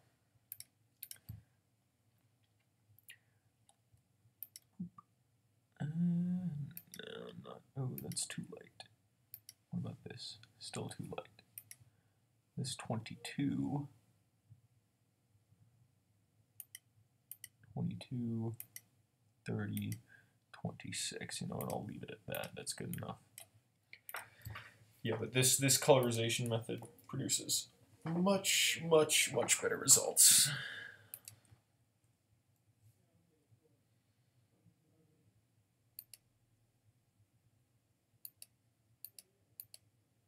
$72, $78, $76. You know what? I'll take it. Okay. So now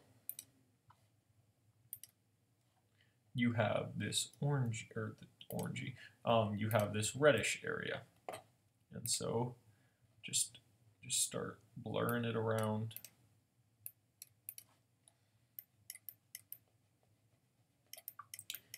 Doesn't really matter too much. If you get out of bounds a little bit, you'll just, you know, you can just obviously erase it. So yeah, just around the cheek area, a little bit on the head too. I'm gonna work this out a bit more. Now initially it looks a little bit jarring, but then once you start obviously placing more on the nose, a little bit under the chin area, it'll start to look a lot more natural. And that's what you want to see. And then you can always manually edit a lot of the colors too, if you don't think they're good.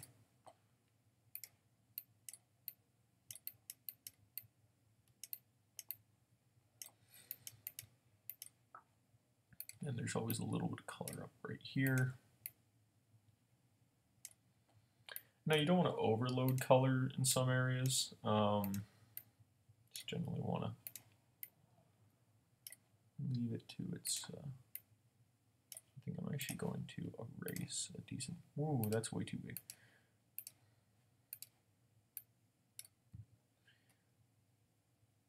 This is a bit of a confusing area. I'll just sort of do a little bit of a brush right there. Yeah, and then you also want to add some color under here.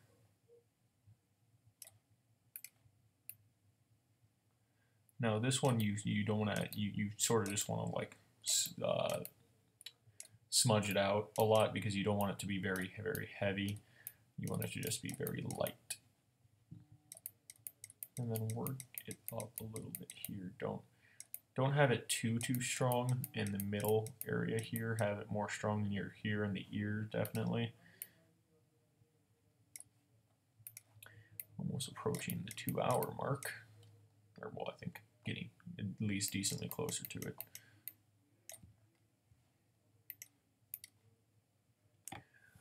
Let's see.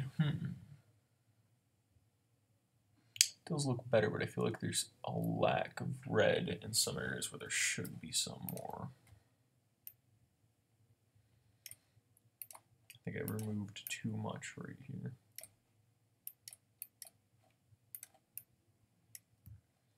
And then I should keep a little bit more right here.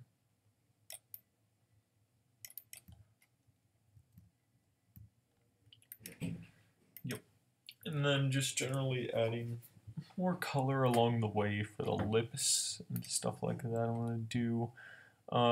Then the eyes, you want to have the redness around the eye area as well. Now sometimes you can use a darker red-ish if it fits the person's skin tone, which I might do with Ignacy, but I'm not sure. I don't think that's like glaringly bad right now. How's this looking in contrast? I might add, I'm obviously going to do a little bit more work. Here, I think his forehead is way too bright right there, way too bright. Darken it a bit. See, this is what the darken feature, the burn tool is good for. It's because I don't want to remove all this good stylization here, but I do want to make it darker. And now make sure you take it off all layers, so that way you're not accidentally putting color that shouldn't be there. because you still want this base layer to be gray. So, you know, just letting everyone understand that.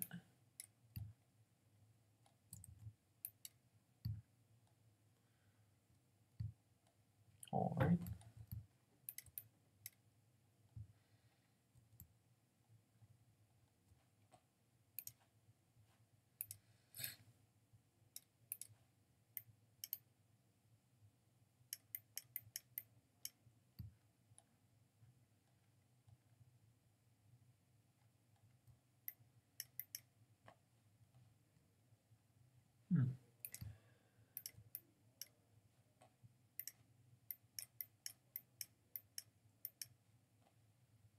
Yeah, I'm liking how this is turning out.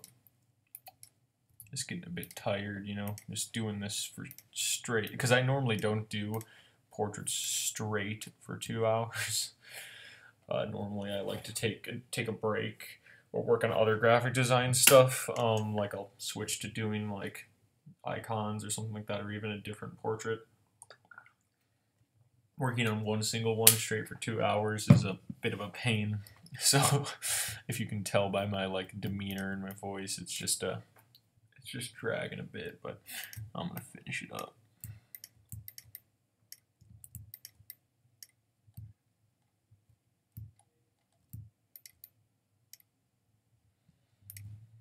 That needs to be much brighter. Keeps diverting away from brightness.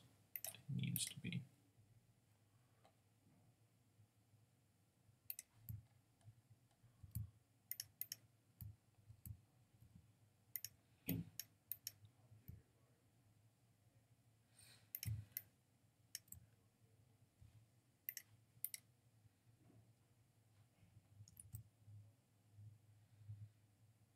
I'm gonna make it brighter up here because I want it to sort of like, you know, drag into it. That's a bit too bright.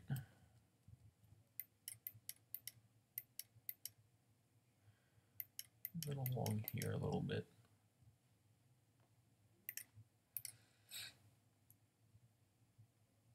Don't feel bad at all to like take breaks, you know, and like go away from your computer for a little bit, you know. A lot of times that'll help, especially if you're like in a jam or something. It's all good.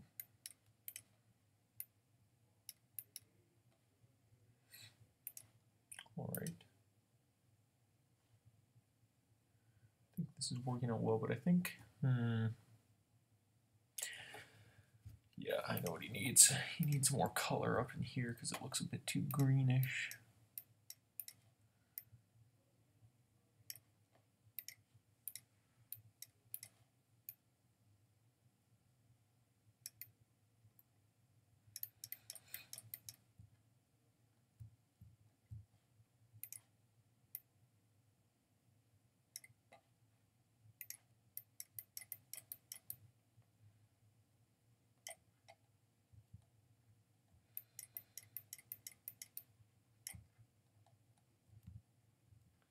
A bit too reddish up there. I'm gonna do like 30% opacity and just knock it down a few pegs. Yeah, but I think he's looking good right now. I'm gonna do his lips.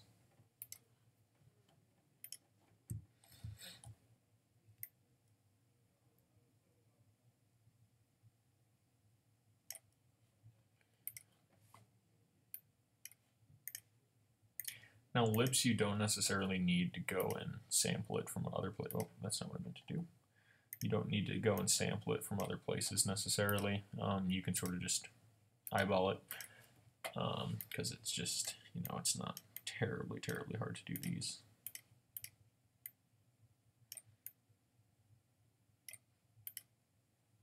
The mid-tone is really what matters with the lips.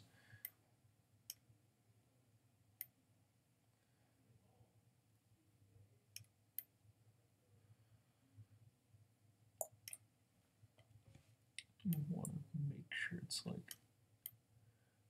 you know, it's not too red, but it's also not too orange. And obviously you want to make it like sort of become darker and more saturated as it goes down. More reddish as it goes down, more orangish as it comes up.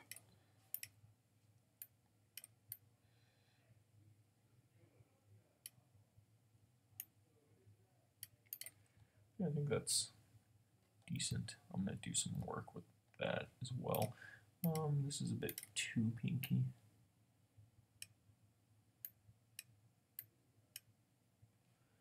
Yeah, there you go.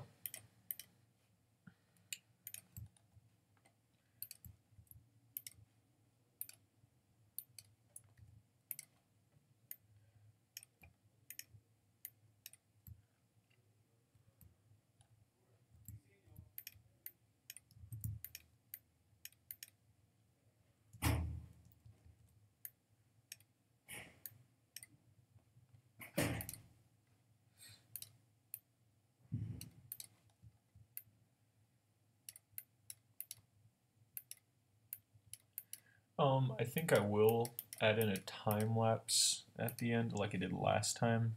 I'm not sure how much that's going to tag on to the upload time though. Probably a decent bit. Depends how long I make the time lapse.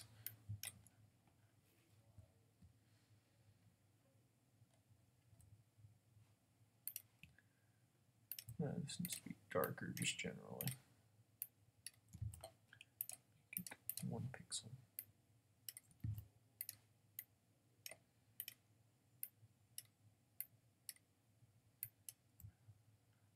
Nope, that's too dark. Why does this keep that?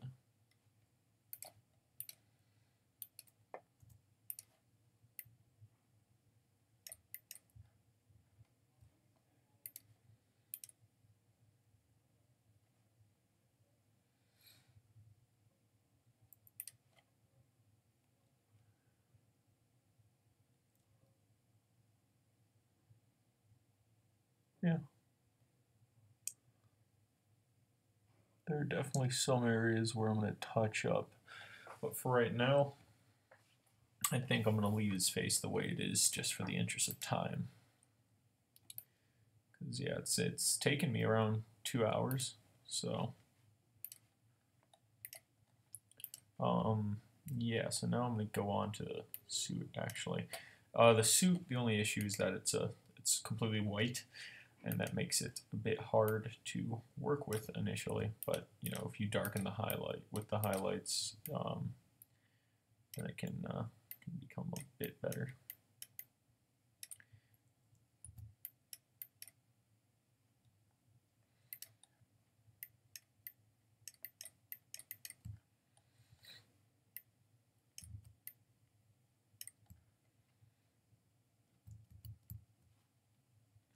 What color is this? Make it brighter.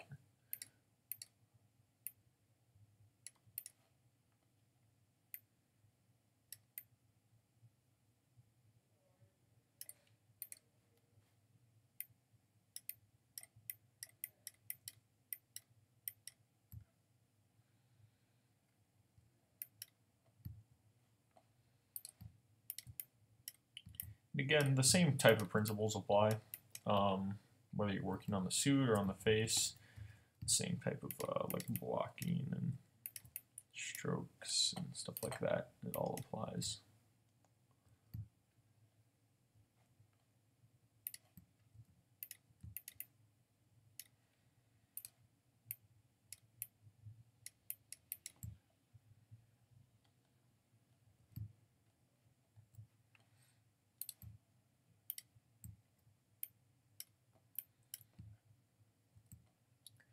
I guess with the suit though, you can be a little bit more lenient on like noticeable strokes and stuff like that.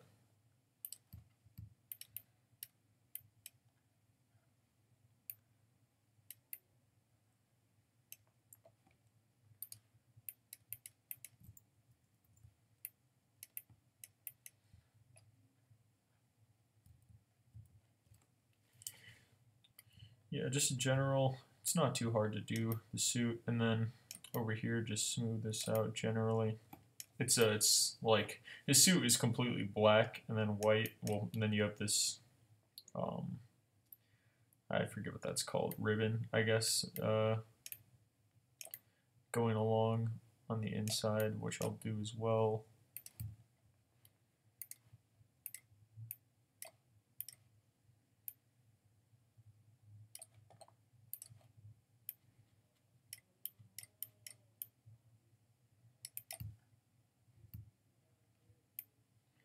And this is just to sort of give a bit of like depth to just, actually, you know what, instead of going like that, I might just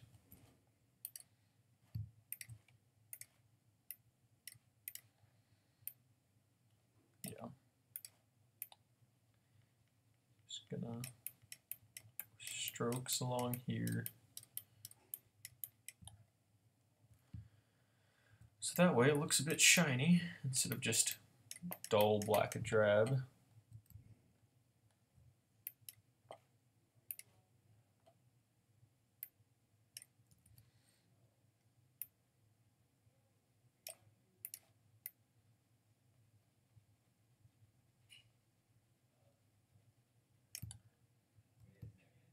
I think that's too bright.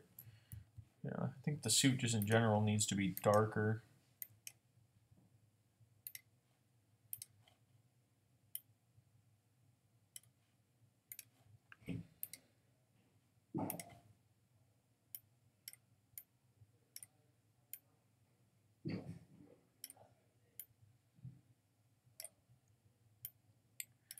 Yeah, that looks nicer. And then I'll add in more highlight. But let's move on to the hair. And the hair is supposed to be gray as is. I might do a little bit to it, but generally it's not going to need a lot. But for the hair, oftentimes as well, it's like one of the last things that I like to do because I actually like to merge all the layers and all the colors before finishing up the hair. But as I said, you sort of want to leave this for like a day before going up. But the hair isn't too complex to do at all. That's why I left it for like last, basically. Well, not last, but it's going to be one of the last things I do.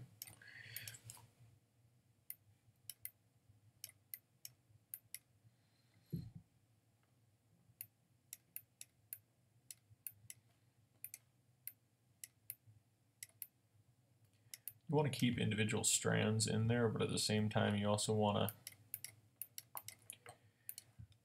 give it the same principles as you did with the initial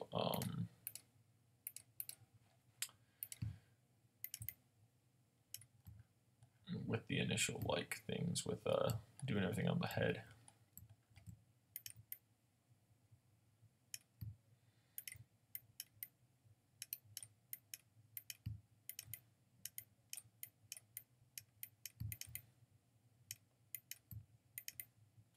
Yeah, it's just much easier to do all of this once you actually have the portrait all merged and stuff like that.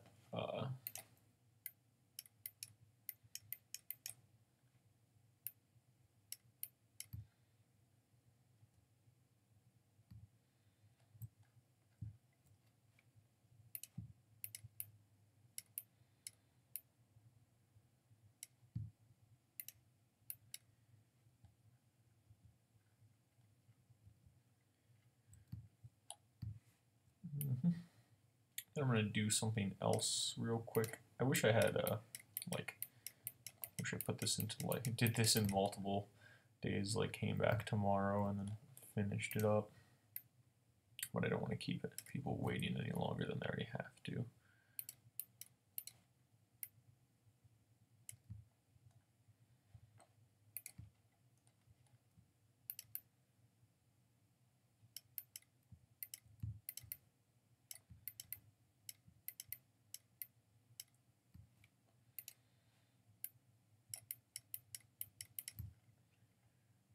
Just generally, it's not terribly hard to do hair.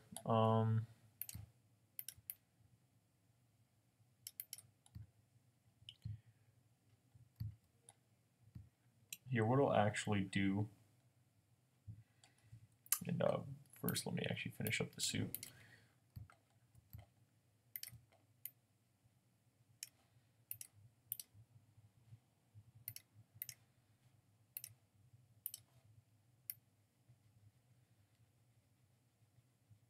There, that's much nicer.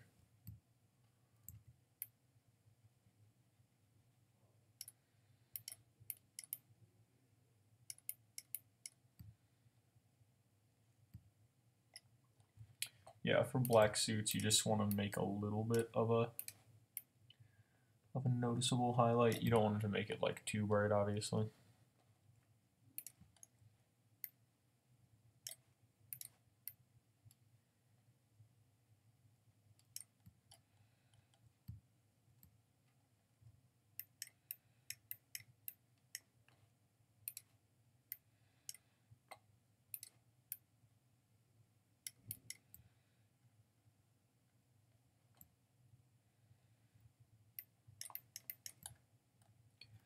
Alright, so that's the suit done.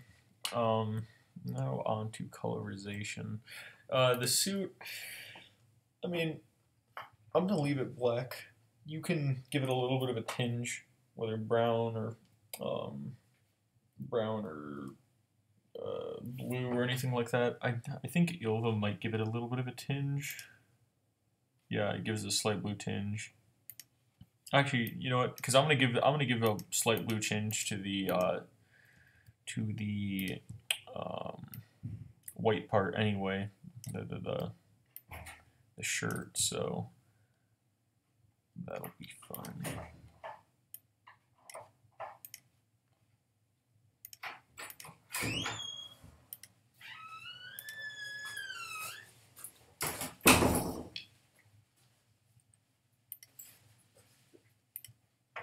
Oops.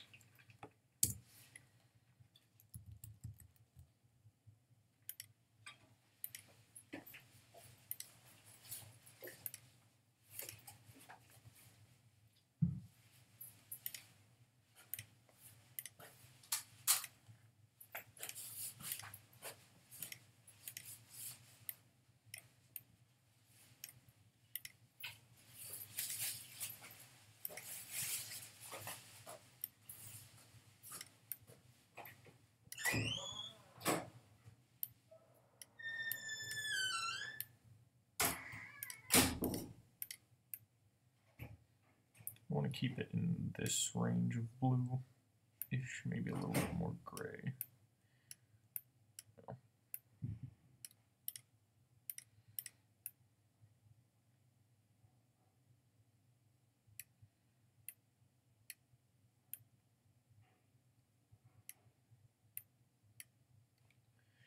Yeah, the suit is suffering from a little bit too much blue.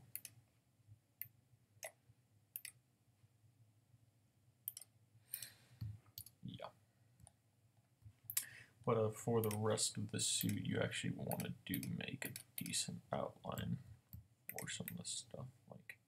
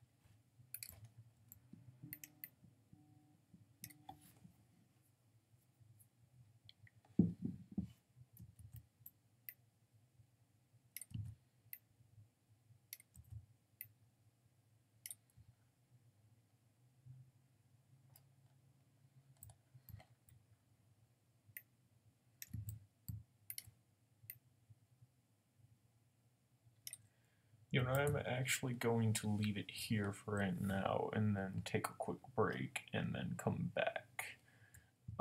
just because like I need to go and do some things, and also I think it'd be better because then I can fully complete everything. So yeah, that's gonna push back the upload date even more, probably to really early tomorrow morning. So I'll probably ended up posting it midday tomorrow or sometime like that, depending on when I get around to it. Yeah. So be right back.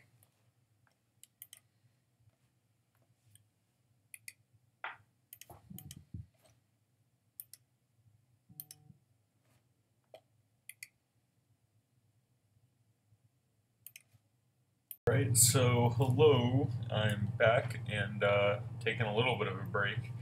And so, as you could probably tell before when I cut off last time, I was getting pretty tired and a little bit just bored, so I decided to take a few hour break. And yeah, so in that time, just before coming back on, I did do a little bit. I just darkened the areas around his eyes a little bit, like on the edges here, just to give it a bit more depth. And now I'm getting back into it. I'm going to be doing the hair, the eyes, touching up everything, just in general.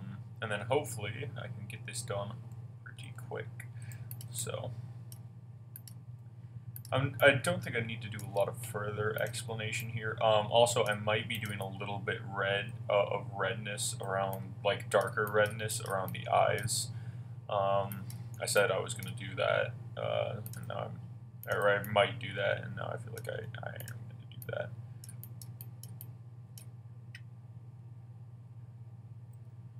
Obviously, there's not too much difference then. You know, in my strategy from where I left off last time, I'm just going to be doing some touch-ups that need to be done. I just generally wanted to take that break so that I was able to, like, you know, focus and reassess and get back into it. It's a bit too dark right there. I'll fix that nose part later. It's too dark right here.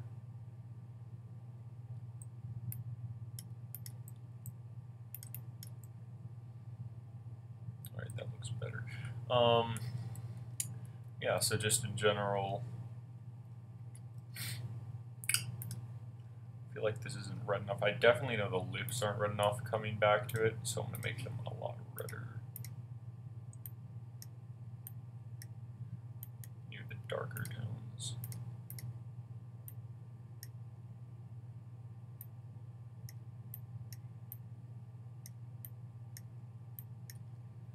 And I may have made this one a little bit too red. I'll actually push it this way. And just increase that.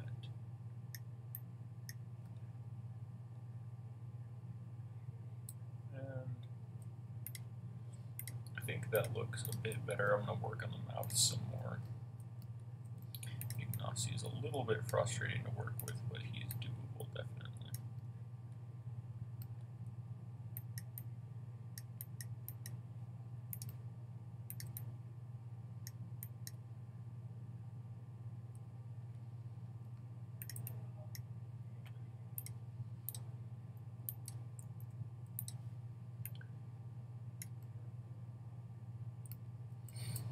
Yeah, other than things I've already taught, I don't have much else to say until I get to the hair.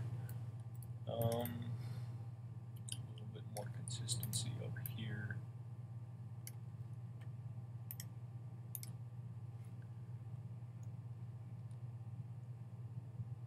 Alright.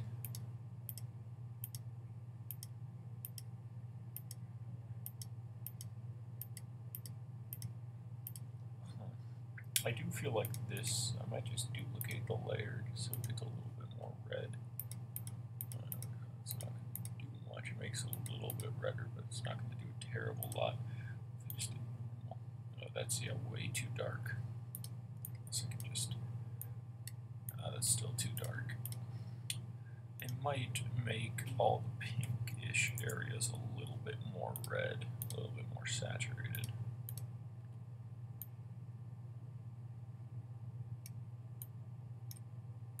That way it gets a bit more color.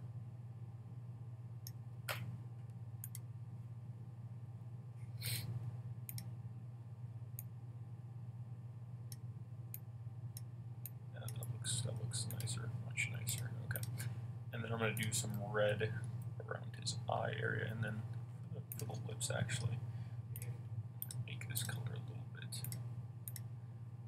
whiter and also orangish. Oh yeah, shit.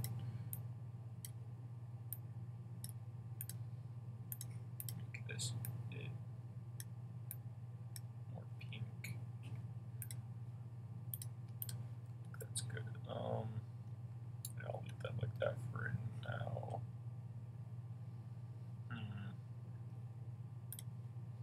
Oh yeah, I remember what I was going to do.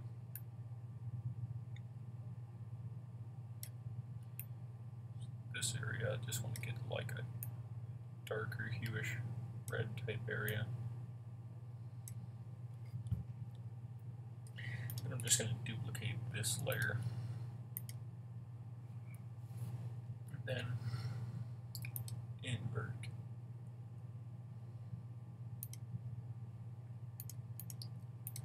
And erase all the other red that came with the duplicated layer, and now I'm just left with the parts that I want. And so with these parts, I'm just going to make them a much redder color and just more saturated in general. Well, I guess not too much redder, but just a bit, a little bit.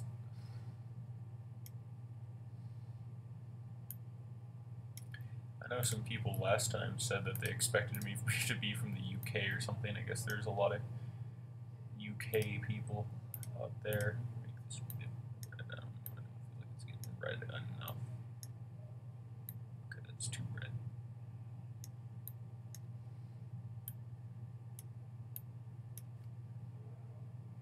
Huh. I feel like I'm not really getting that red color in there too much. Probably because of this. This is like the final gradient, which is just not really doing it.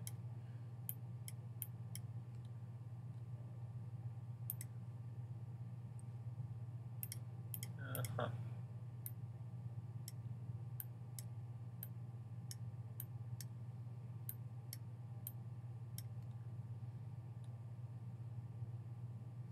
Anyway, I'm going to leave it like that because it's going to be very, very smudged out. But anyway, yeah, but people were like, not people, but one person thought I would be from the UK, which I guess makes a bit of sense. See, it's not becoming very red there. I want it to be redder. Not terribly red. It's a bit better. I have to do some more work into there. But I actually do. I'm trying to work on my British accent. I don't really know where this one is precisely from. Like I don't know what accent I'm replicating. But I'm gonna have a go at it real quick just to see what any of the Brits out there think. I feel like I'm gonna do worse because I'm like legitimately trying to do an accent. Actually, hold up. Let me fix some of this stuff first before I go ahead and make a fool of myself.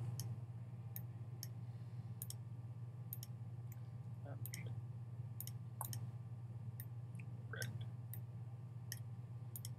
Very much so. Anyway, we're up. So this is the type of accent I've sort of put on, but you know, I'm not sure how good it actually is. I'm probably completely mispronouncing some of this stuff, but just in general, I feel it's decent. Like right there, I feel like I probably did something a bit overdone. I don't know exactly what area I'm copying, but alright, see, I don't know if anyone in the comments who's from England wants to sort of tell me which accent I'm trying to copy, if you can get any sort of gain on what it is, I would appreciate it, because I want to see how convincingly I can fool people who don't know me, like, oh right, hey, I'm from Bristol, or I'm from, you know, Manchester, or I'm from, well, this is not Liverpool, that's one thing I do know, got a professor from Liverpool, I know what a Liverpool accent sounds like. Right, but I don't know. I think that was decent, right? I hope that wasn't terrible.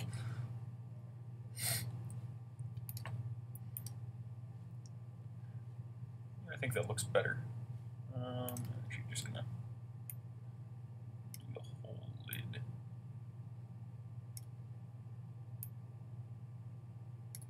I might undo that. I feel like that's a bit too red. I'll leave it like that for right now, because it looks decent-ish. But I don't know. I'm gonna fix the suit color as well. I'm gonna change that a bit. Everything else, I'm looking for glaring issues. I'm gonna cross-check, obviously. You know what, I do feel like this right here could be a bit smoother. Like it doesn't need to be such a starkly contrasted line.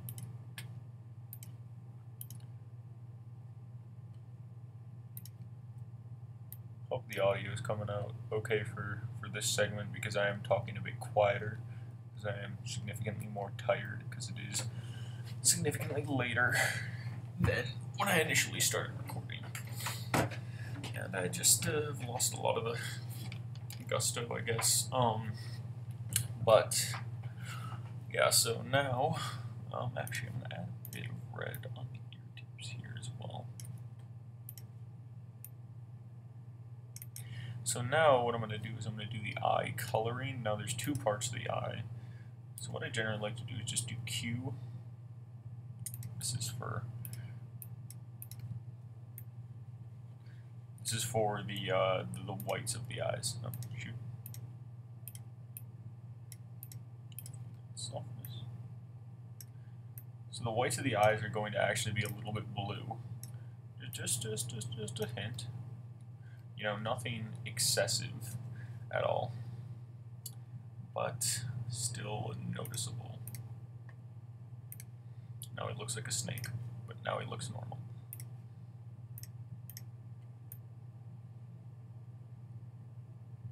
Oh, I know why the suit looks weird. This suit looks weird because I was using the colorization for the eyes in the suit. Damn. Okay.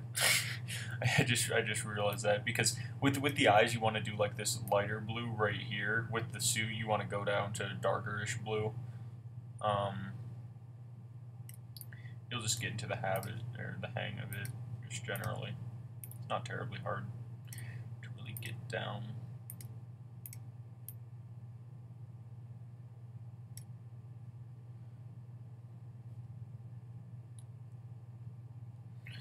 That looks decent. And then don't push it too saturated until you get to the bottom-ish levels. Like up here, make it significantly less blue, make it a lot more white. Now I'm gonna go in and fix up the eyes and whatnot. Yeah, at this point it's pretty like not repetitive. Not repetitive per se. More just like tedious, because you're technically, I mean, you're colorizing everything, but you're doing something different, which is with each color. So it's just you just need to get into the flow of it and then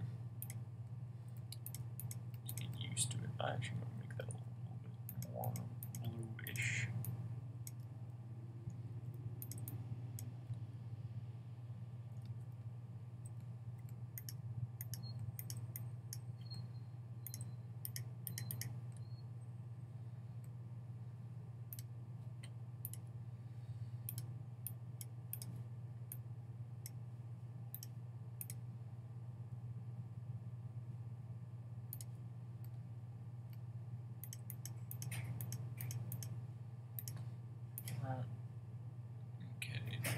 Touch up that eye a little bit, but as you can see, it's come together a lot better.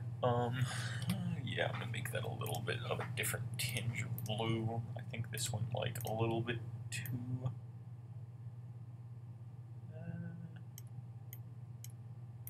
Let me put it just a little bit more blue and less in green.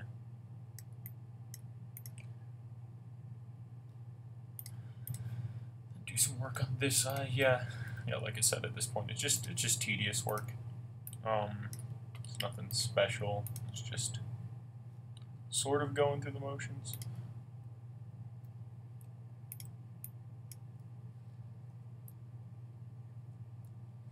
And now for the actual eye color, which I will do the same way I did before. Actually, you know what? It's easier just to use the fill bucket when you do Q, fill. I don't know why I didn't do that before, because I've done it like that in the past, and I just had a mental lapse. Alright. Now, I believe Ignacy's eyes are blue.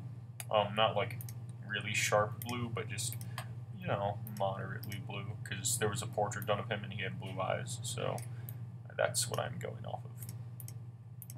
Well, like a real in-life painting, not like another portrait. Well, actually, my other portrait did have blue eyes on him, but that was mainly because I had based it off the painting. I just remembered it. Yeah, so nothing terribly strong. And you don't need to do like a bunch of different layers here. Like one solid gradiented color is pretty good, usually. Sometimes you might, that's like a heavy might. Like usually you don't have to. Fix Ignacy's mouth because it just doesn't feel natural because it's just a line.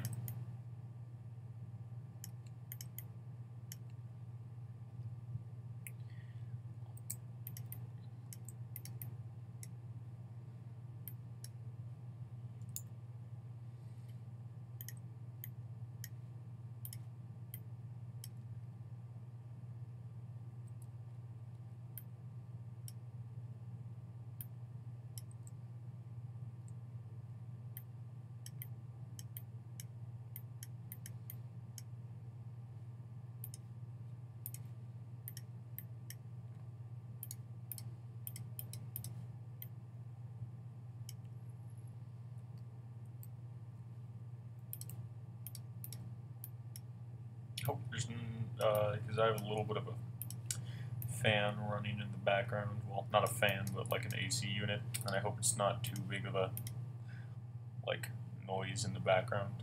It might not even be a noise at all. Like you guys might not even be able to hear it, but I just hope you can't, because I don't want it to be like running throughout and being like super annoying and whatnot. Go over here and we'll lighten that part up a little bit. And then I'm going to make this part right here even brighter.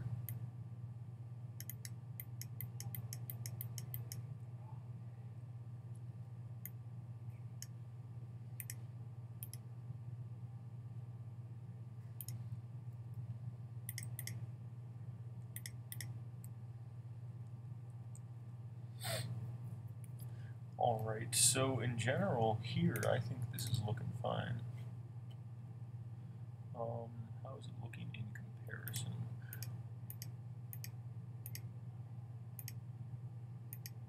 I'm going to do a little bit more work with the eyes. I'm going to make...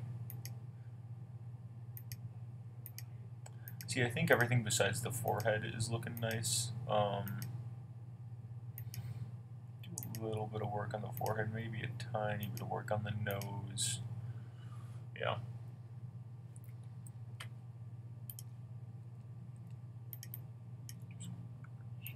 Just a little bit. I'm going to make this spot a tiny bit brighter.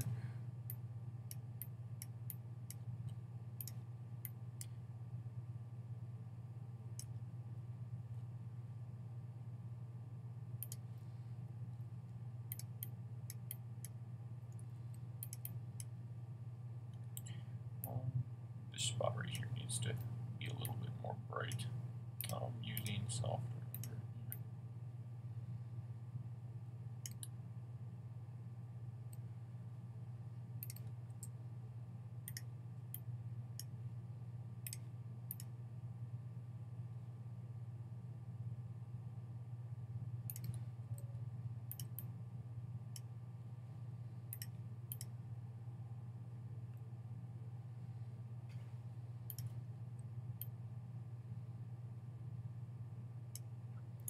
Great part about having Control-Z is that you can always redo stuff if you don't like it. And that's why I actually love doing graphic design work as opposed to drawing in real life, is I've actually done so much work on graphic design that I've been drawing in real life, and I've like unironically like wanted to hit Control Z because I messed something up, and then it came to the realization that I didn't have a keyboard.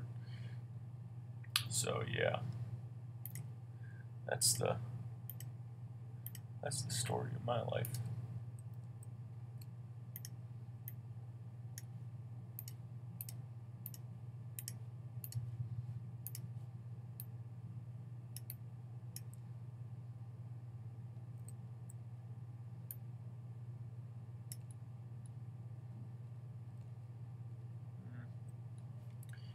I need to make this brighter up here.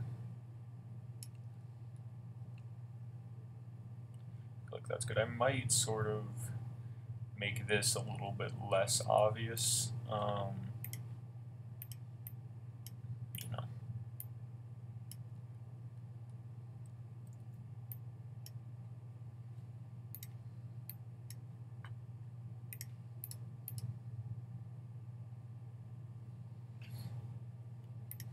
I think I'm going to do that.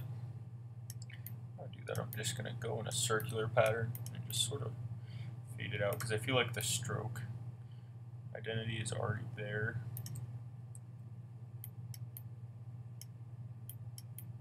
It just needs to be a little bit less pronounced.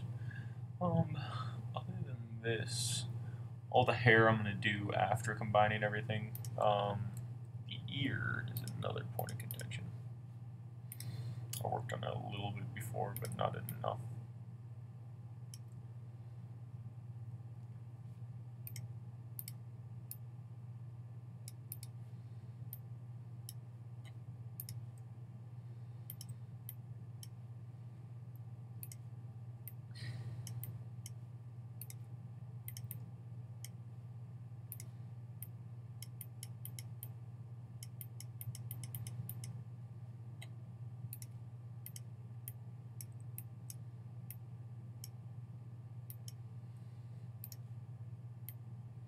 Again, once you get the hang of the core principles, it's a lot easier.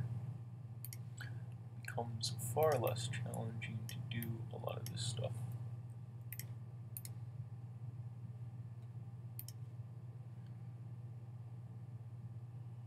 Yeah. I think that is looking fine. Ooh, that's a no-no. That is way, way, way too saturated now. I sort of like a little bit up there, but too much for right now. That's better. I think that's looking nice. So, well, I'm gonna actually finish the suit first, and then I'll combine everything, and then I'll work on the facial hair. Well, just the hair in general, rather. So the suit needs to be a different type of blue, which I completely forgot about. Where would that? No. Oh yeah, I forgot. This is the entire thing. All right, yeah, this needs to be a darker blue. This is like steel gray. Yeah, no, we need to bring it all the way up here. Much, much, much nicer. Okay. Yeah, that's why it was so jarring to me. I'm like, this doesn't feel right. And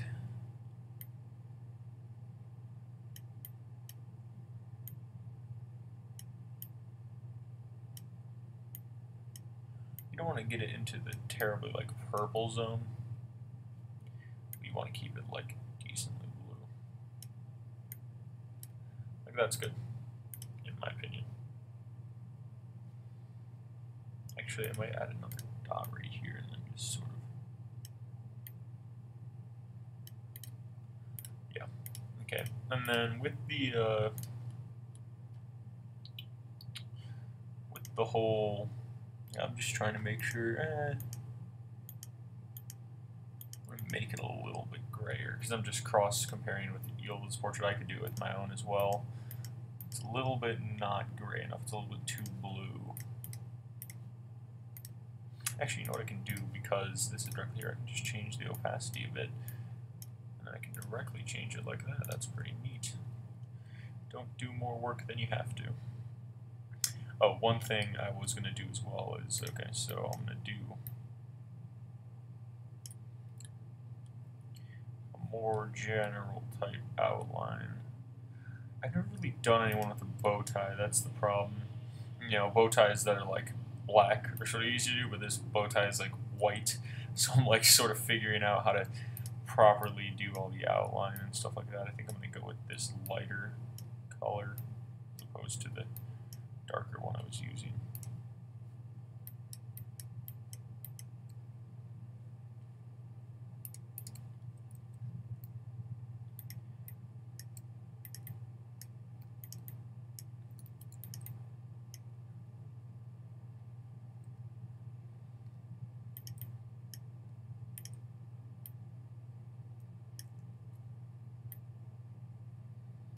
You know what, I might actually save doing that for later.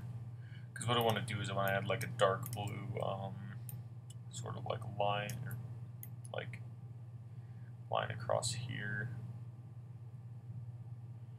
The thing is, it'll either like dip into the skin color or to the suit color, but I want one or the other.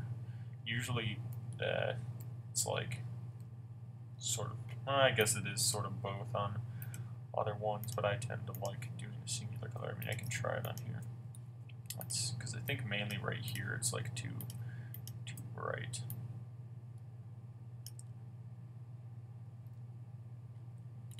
And then for the rest of this stuff, I can just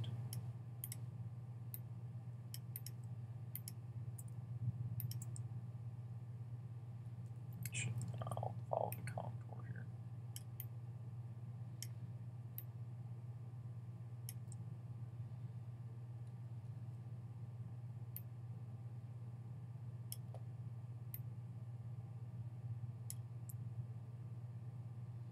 Yeah, that's good. And then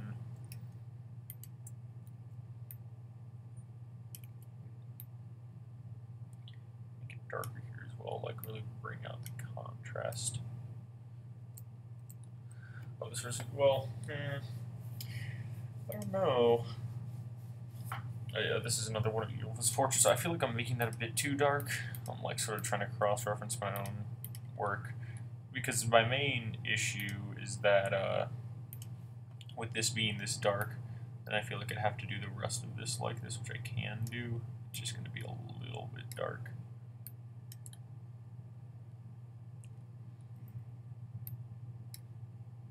I can try it though. If I don't like it, I can always Control Z. Wow.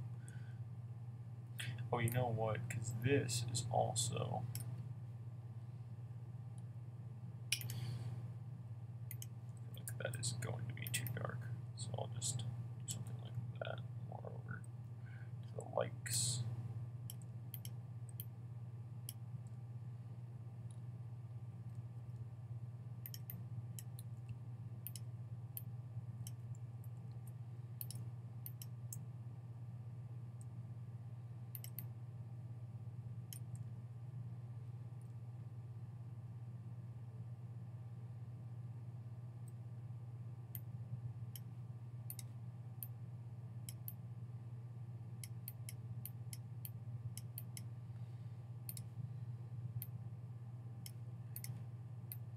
This blue tile, pristine.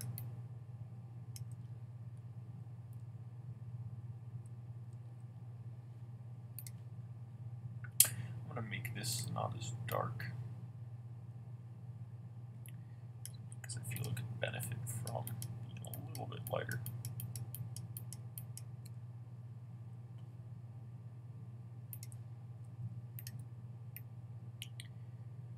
See, the problem with like doing suits and stuff is that you want to make it not look like too cartooned, but you want to make it still in the style, so it like sometimes gets a bit hard to do that.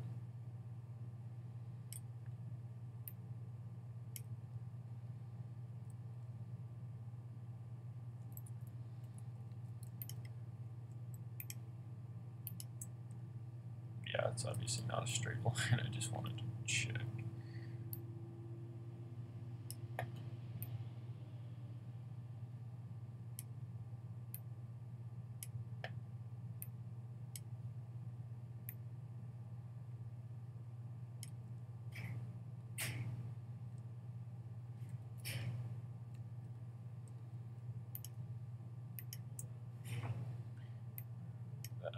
just get a little bit of an angle there. I think that fits well enough. It's just a bit hard to do with all like this white space. You know, I like colored ties and stuff like that because it's just easier to work with as opposed to this, which is much harder.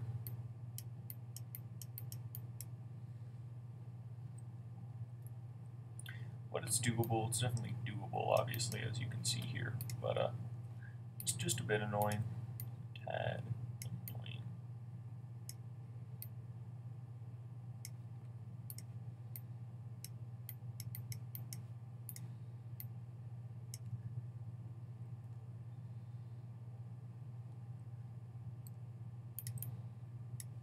What I'm going to do is actually just to give this a little bit more of a smooth contrast. It's just to give it a bit of shadow to where like there's like streak marks that emanate from it. So that it looks a bit more natural into the whole grand scheme of the shirt. And the suit, I don't think I'm going to alter it that much.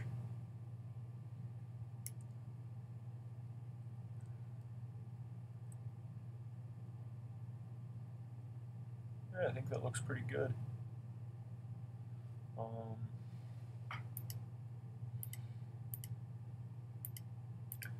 Cross compared, because he's the only one who I directly know has another suit like this. That's pretty good. It's just a bit hard to do.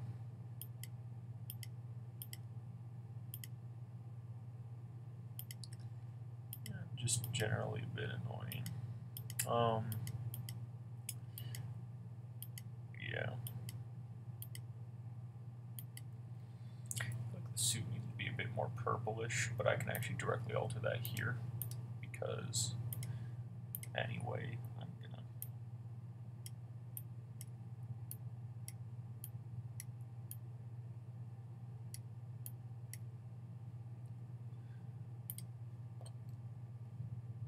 Alright, that works. That works out quite nicely. And then his little ribbon. Here, let me first erase the color from this part in full. I'm going to use a hard one for this in full opacity. That looks yellow just by itself by contrast. I like how colors work sometimes, just like by contrast, this thing looks completely yellow despite the fact it's actually whiter than the other thing. White is such a tricky color. It just generally is.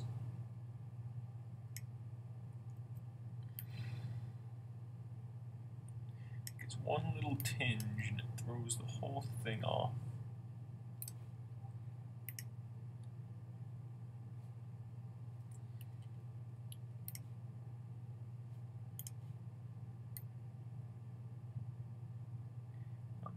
Manually just because it's a little bit easier.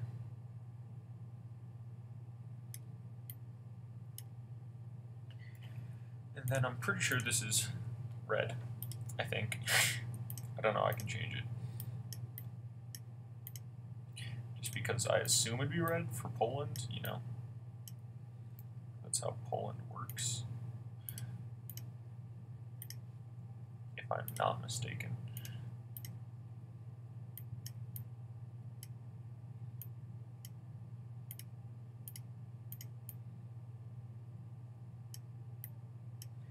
It's way too red. This needs to be much more not that red. See, that's the problem with using color sometimes, is that you end up doing this. Actually, this might be like white, like just pure white.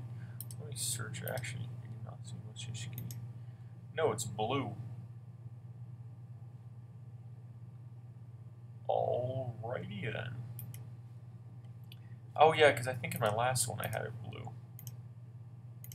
Well, that's fun. That makes sense with Poland, right? You know, blue, right?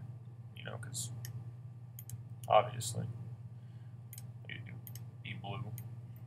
Because, you know, the national Polish color, everyone remembers it, blue.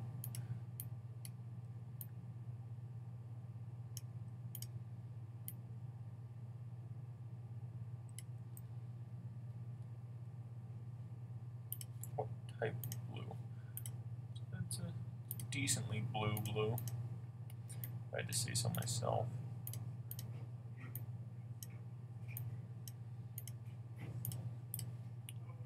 However, to make it more like this type of style, where like you can actually see the highlights instead of being washed out, I'm going to make it much darker initially.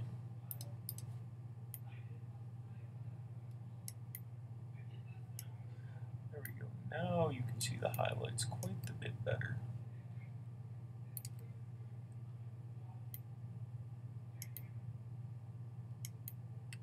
I actually like the way that the highlights just sort of naturally formed on here when I darkened it, so I'm not going to bother too much with doing too much of that. On here, I feel like I made the edge too hard, unless I can darken it some more.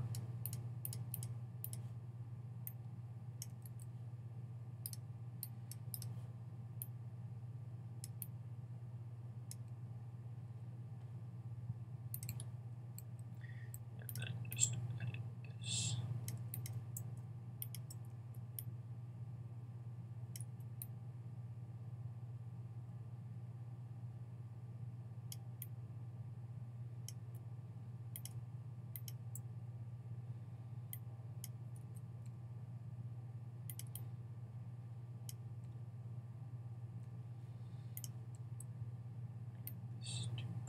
This part as well.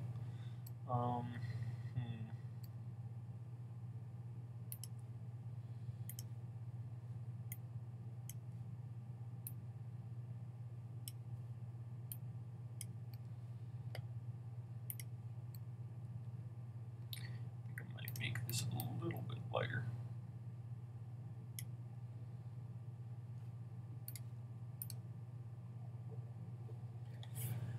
I feel like that is much better.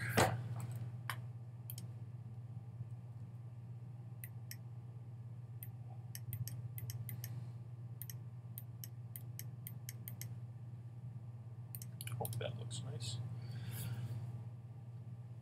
Alright, I think it does.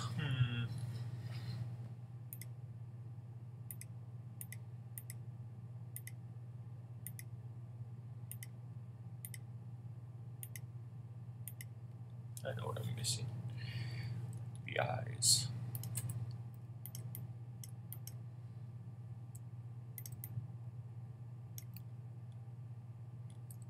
It's a bit too dark. Definitely.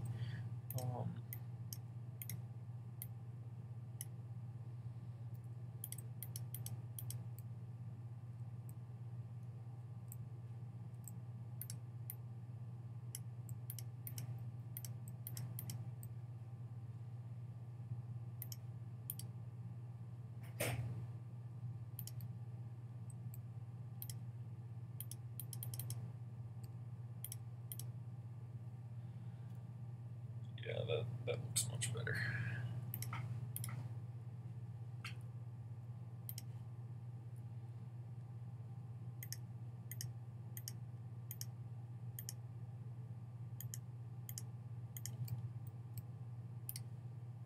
Yeah, a little bit brighter right here.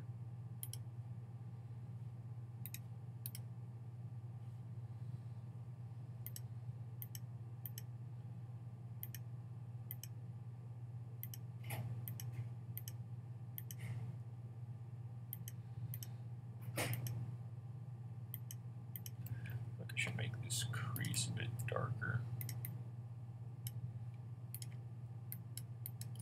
See, because I still want to get that stylized look to it, obviously, and get the sharpness that it needs. But, you know, obviously not compromising realism too much in the process. I think that's the hard part to do, is that balance in between.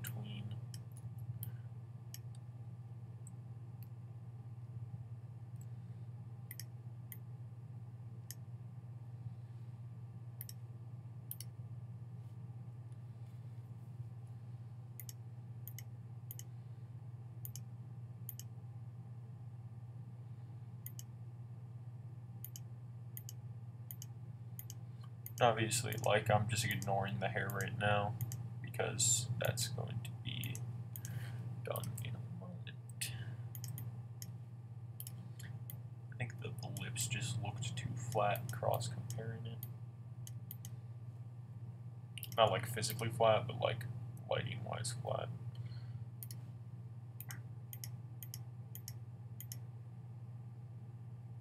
Eyes here are a bit red though, but then again, that was done a while ago. Like the actual eye part, like the whites of the eyes are red. I don't think they should be. However, I'm going to brighten this part right here. Just because I feel like it should be a bit brighter. It's not bright enough.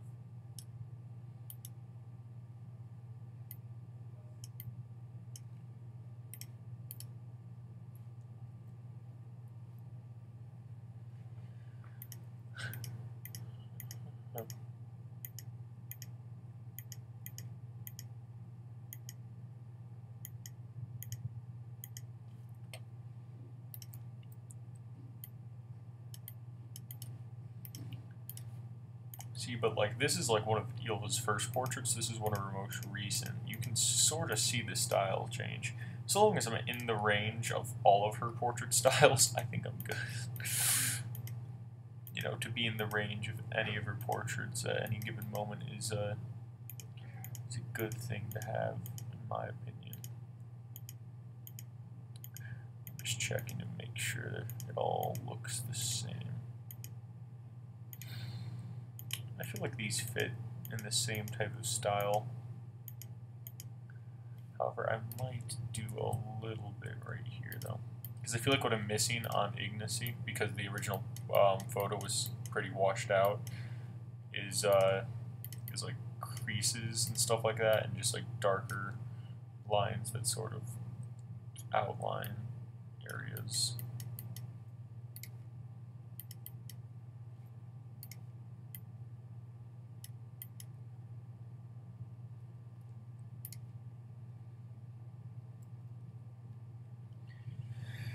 I can always do touch-ups after I combine everything. Something still bothers me a bit about the nose. I feel like this part's too dark right here. Mid-tone.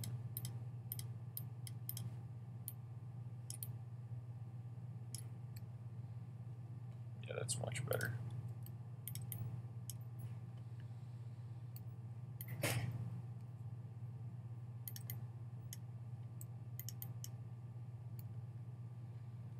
That nose is too...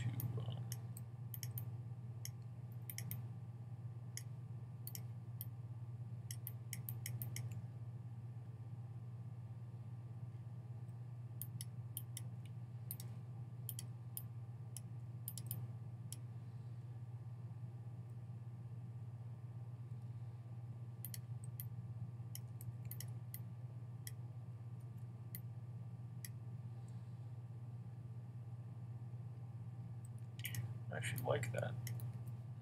Make this darker.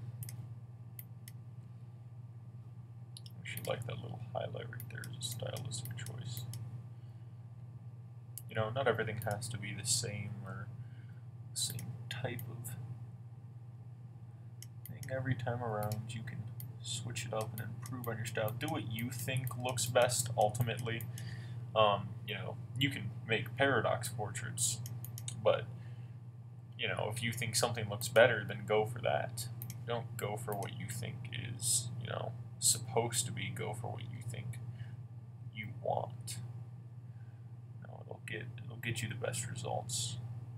Because if you go for what you think you're supposed to do, then you'll end up like constricting your own creative freedom and making a much lower quality thing overall, as opposed to what you would made if you went after what you really wanted to do. I want to make things that look like Paradox's style, but if you don't, go ahead and do other things. It's good. His nose is rounder than this, and I feel like I sort of chop that off with that dark section. Yeah, that's much better, much cleaner.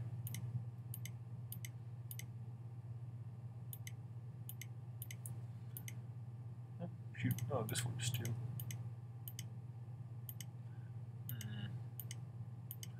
I feel like what's jarring to me right now is probably just the hair, because sometimes you like can't put your finger on what's like really jarring to you, and then you realize it was something you hadn't worked on yet.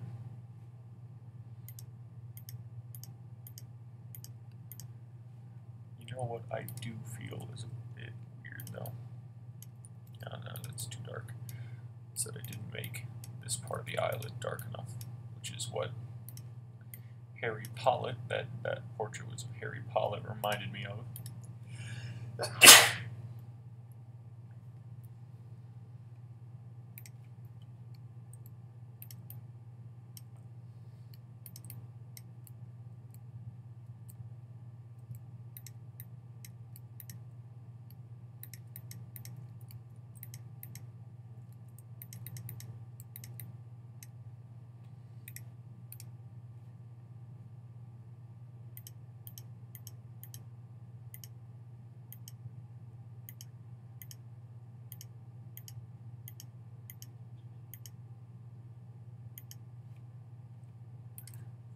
Missing something with the eyes.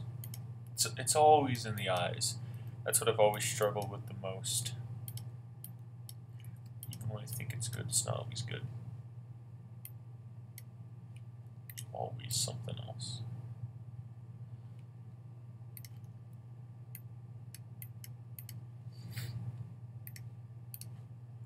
Well, maybe it's the lack of darkness in the eyes. Honestly, I don't notice anything like that looks glaringly bad. It's just generally I don't know. I just feel like it's off a little bit. I'll do the hair and then I'll go into the touch-ups afterwards. Yes, and now I'm going to combine this entire thing, and I will begin to touch everything up after I do so. So I think that looks pretty good. It definitely looks far more like Ignacy than, you know, my previous attempts. Like, I mean, if you look at the difference here, you know, he looks actually like himself as opposed to like a potato, which is always good. You don't want your leader looking like a potato. In most cases, you would probably prefer to have them look like a human being, unless your leader is a potato, in which case, I mean, I'd have several questions to other things within that narrative, but if he happens to be a potato without much explanation, then go ahead, you make him a potato. Now what I'm doing right here is I'm sort of like bringing out individual or like groups of follicles. That's a bit bad. Because Ignacy's hair is a bit weird to start to thin right here. And then because it starts to thin, I think I'm bringing that out too far. It makes like this hair pattern type thing. And it's sometimes annoying to do this, actually very much annoying to do this a lot of times. Because you want to make it look natural. The thing is, like, because you can't really do it in the prior stage, because the whole, like, colorization gradients makes it very hard to do it, because then you have to not only work with the actual art here itself, but you also need to work with the color gradient, changing it every time you go and make a change. So it's just easier, in my opinion, to go away afterwards. I should have made it darker up here before I did all this, because, you know.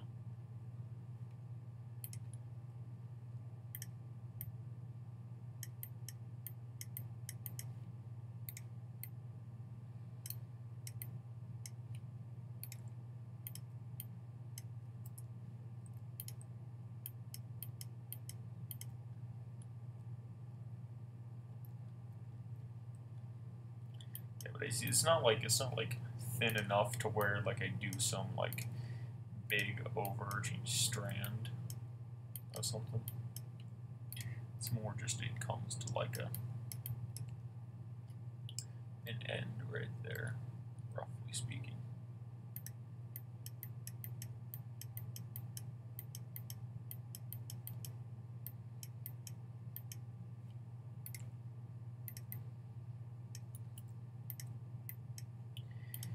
I hate this thing.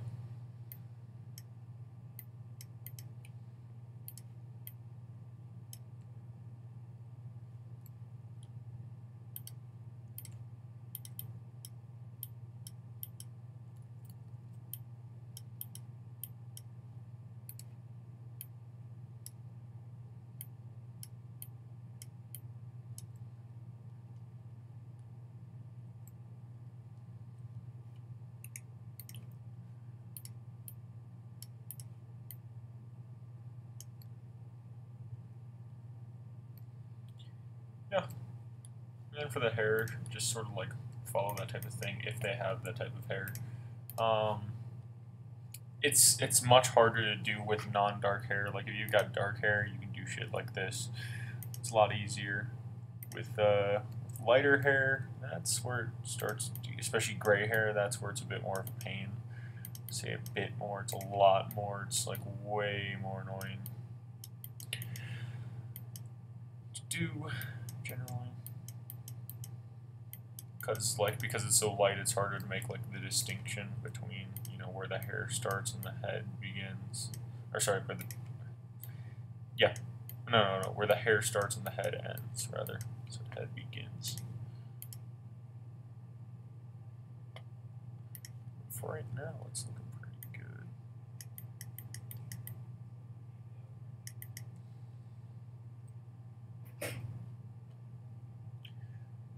I'd say this is moderately to severely Gucci.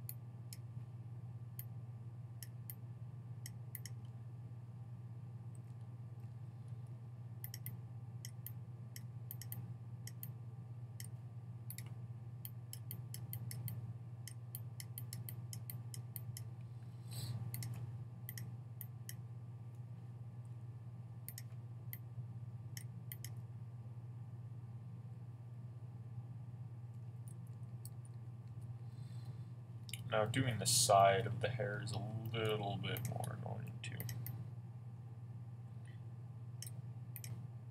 Especially with gray hair. I do not like gray hair.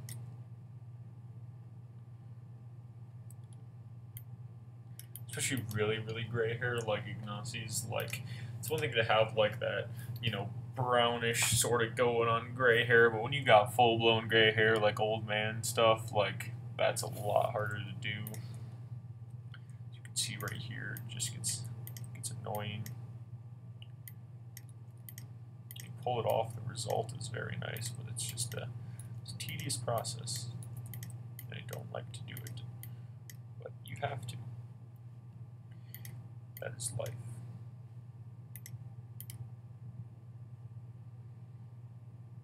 Okay, so I think in terms of hair, it's pretty good right now. Again, I might just do a little quick darken right here.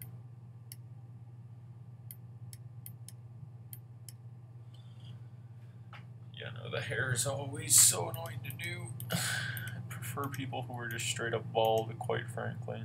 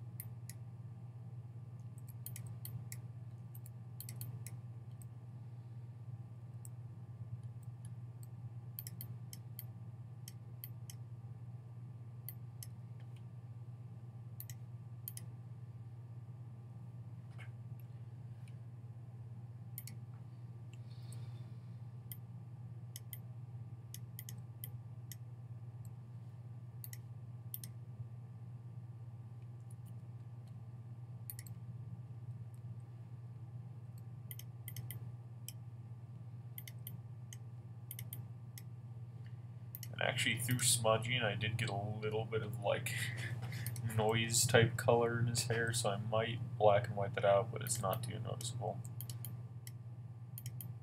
at all, really. So I'm not concerned about it too much. Yeah. Once you start, sorry.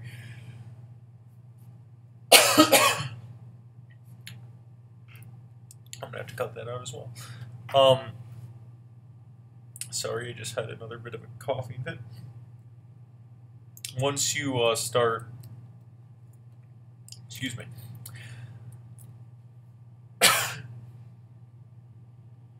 All right. Once you start, I forgot where it was. Darn. Oh yeah, but once you start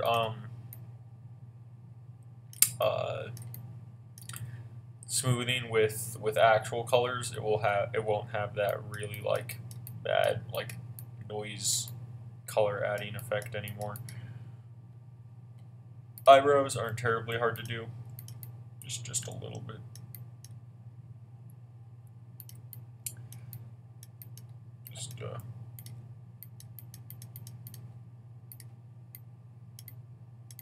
Just smudging and dotting and stuff like that. Nothing too extraordinary, just normal stuff.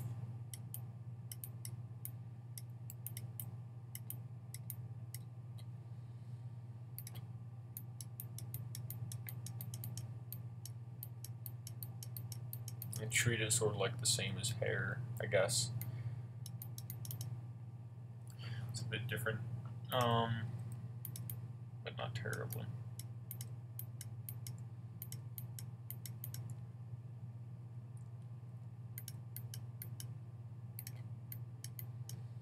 Now the mustache here. Hold up, let me check first.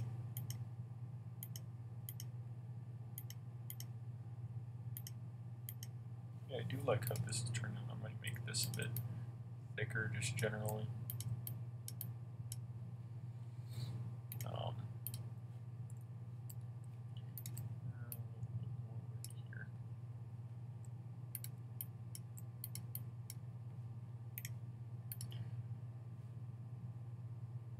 I always prefer black hair the most because it's so easy to work with as opposed to gray hair, which is the hardest. Blonde is easier, quite frankly.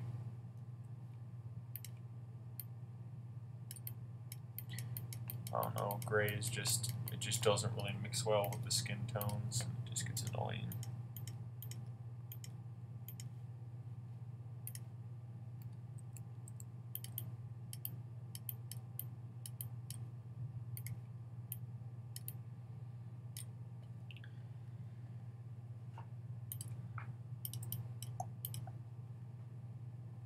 Alright, now onto the mustache, which has been neglected for quite some time. It's sort of the same principle. I mean, it's basically the same principles as hair.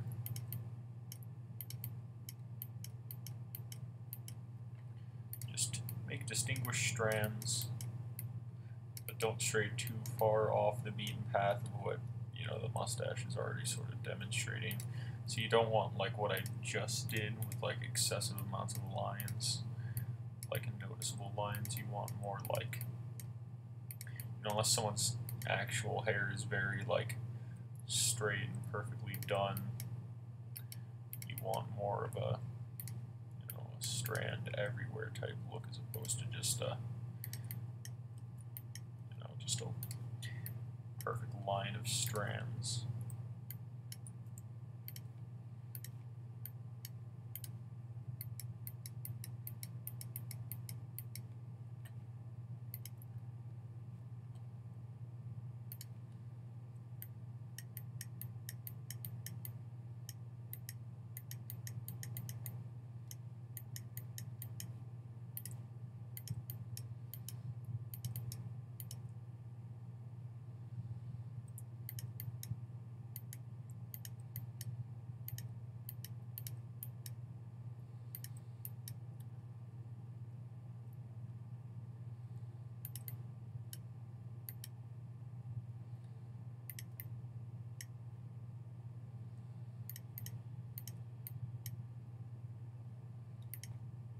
I never understand why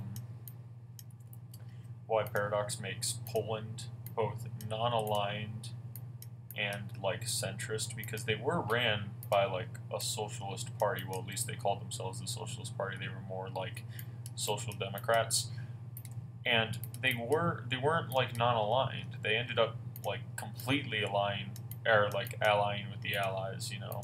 And they were democratic. They had elections and stuff like that. They weren't like an autocracy. So I don't really fully understand why Poland is non-democratic off the get-go.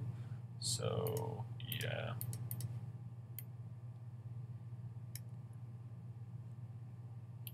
I don't know. The non-aligned, I think a lot of people like cover this up in a recent meme on Hoi4. It's like non-aligned showing like, well, not recent meme. It was I don't know when I saw it. It was a little bit ago though. But like, you know, non-aligned covers so much. Like it's a bit ridiculous.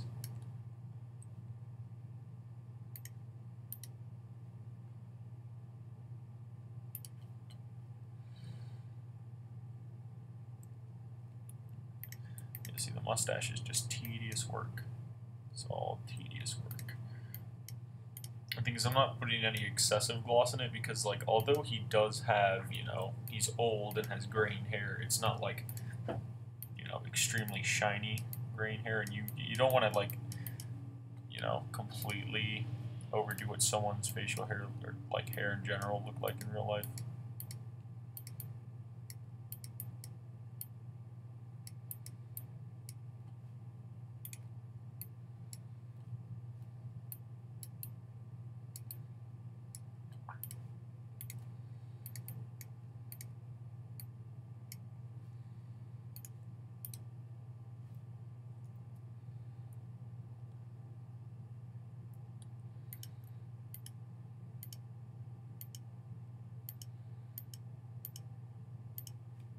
Yeah, hair is just generally much more annoying to do and to work with.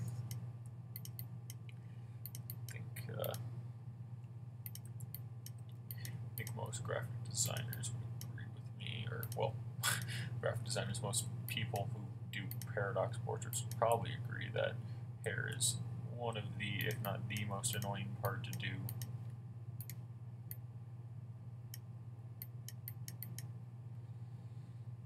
That's why I actually do like doing people without facial hair, just because it's a little bit easier. But, you know, you're dealing with the 1930s Europe, you're going to have a lot of facial hair. You know, not just Europe, and actually all over the world, but 1930s people just, they love their facial hair, you know. I can't blame them.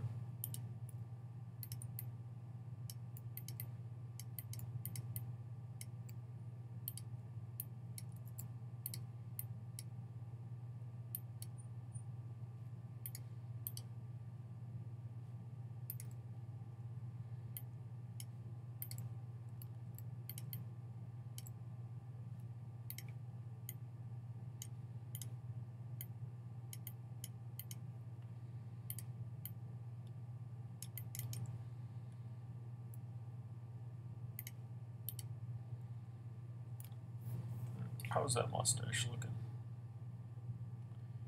I think it's looking pretty good. Thing is, like, you have two other people with like black mustaches, you know, again, easier hair colors as opposed to, you know, having relatively no one with a white mustache to really like try to take inspiration off of. But it's okay, we blaze our own pale paths here, not pales. Paths.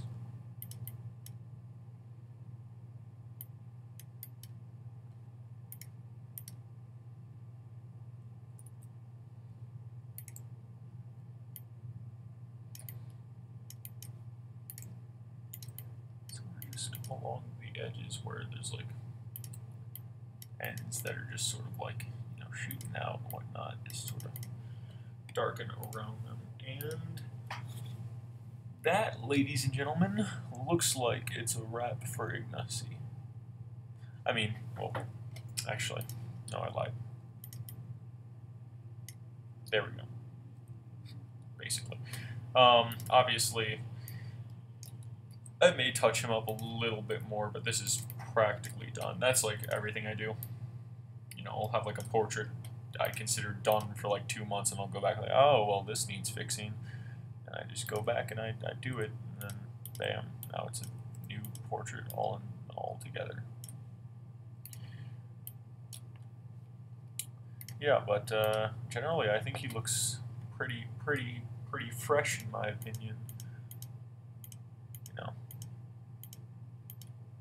Actually, I might do a little work to the eyes. And may increase the contrast just a little bit, because he does... Actually, no, I just feel like it's the brightness of the suit, quite frankly. Like, he looks a little bit washed out, but I can't tell exactly... Oh, no, that's bright. I'm darkened.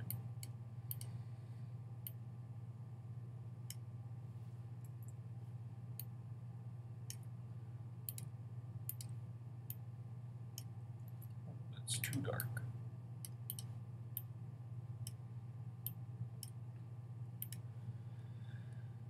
Now, does he look a little bit better?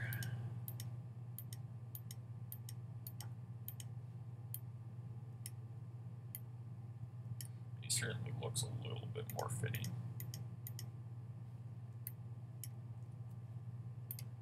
I think I might just on either side or the other, just sorta darken him up a bit.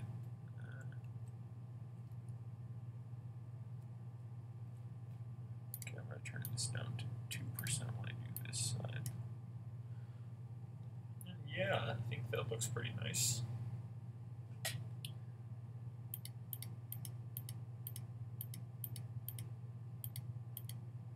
Definitely one of the better ones I've done. You can do a little bit of touch up to his hair. Right here.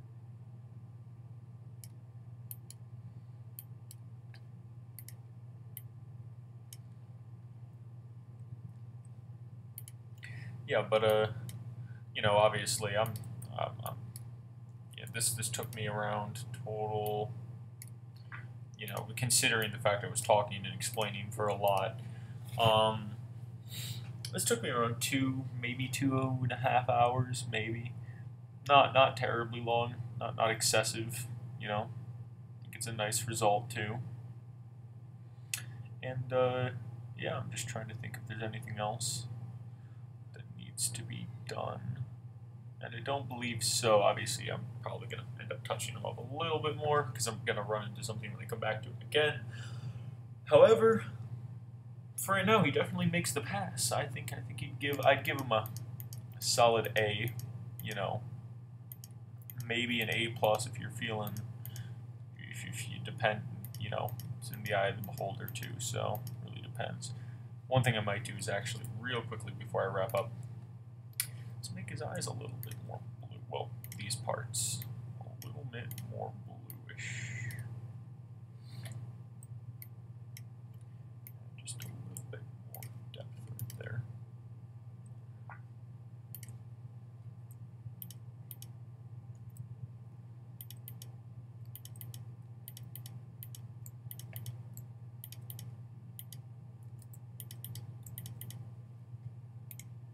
Perhaps I'll look nicer.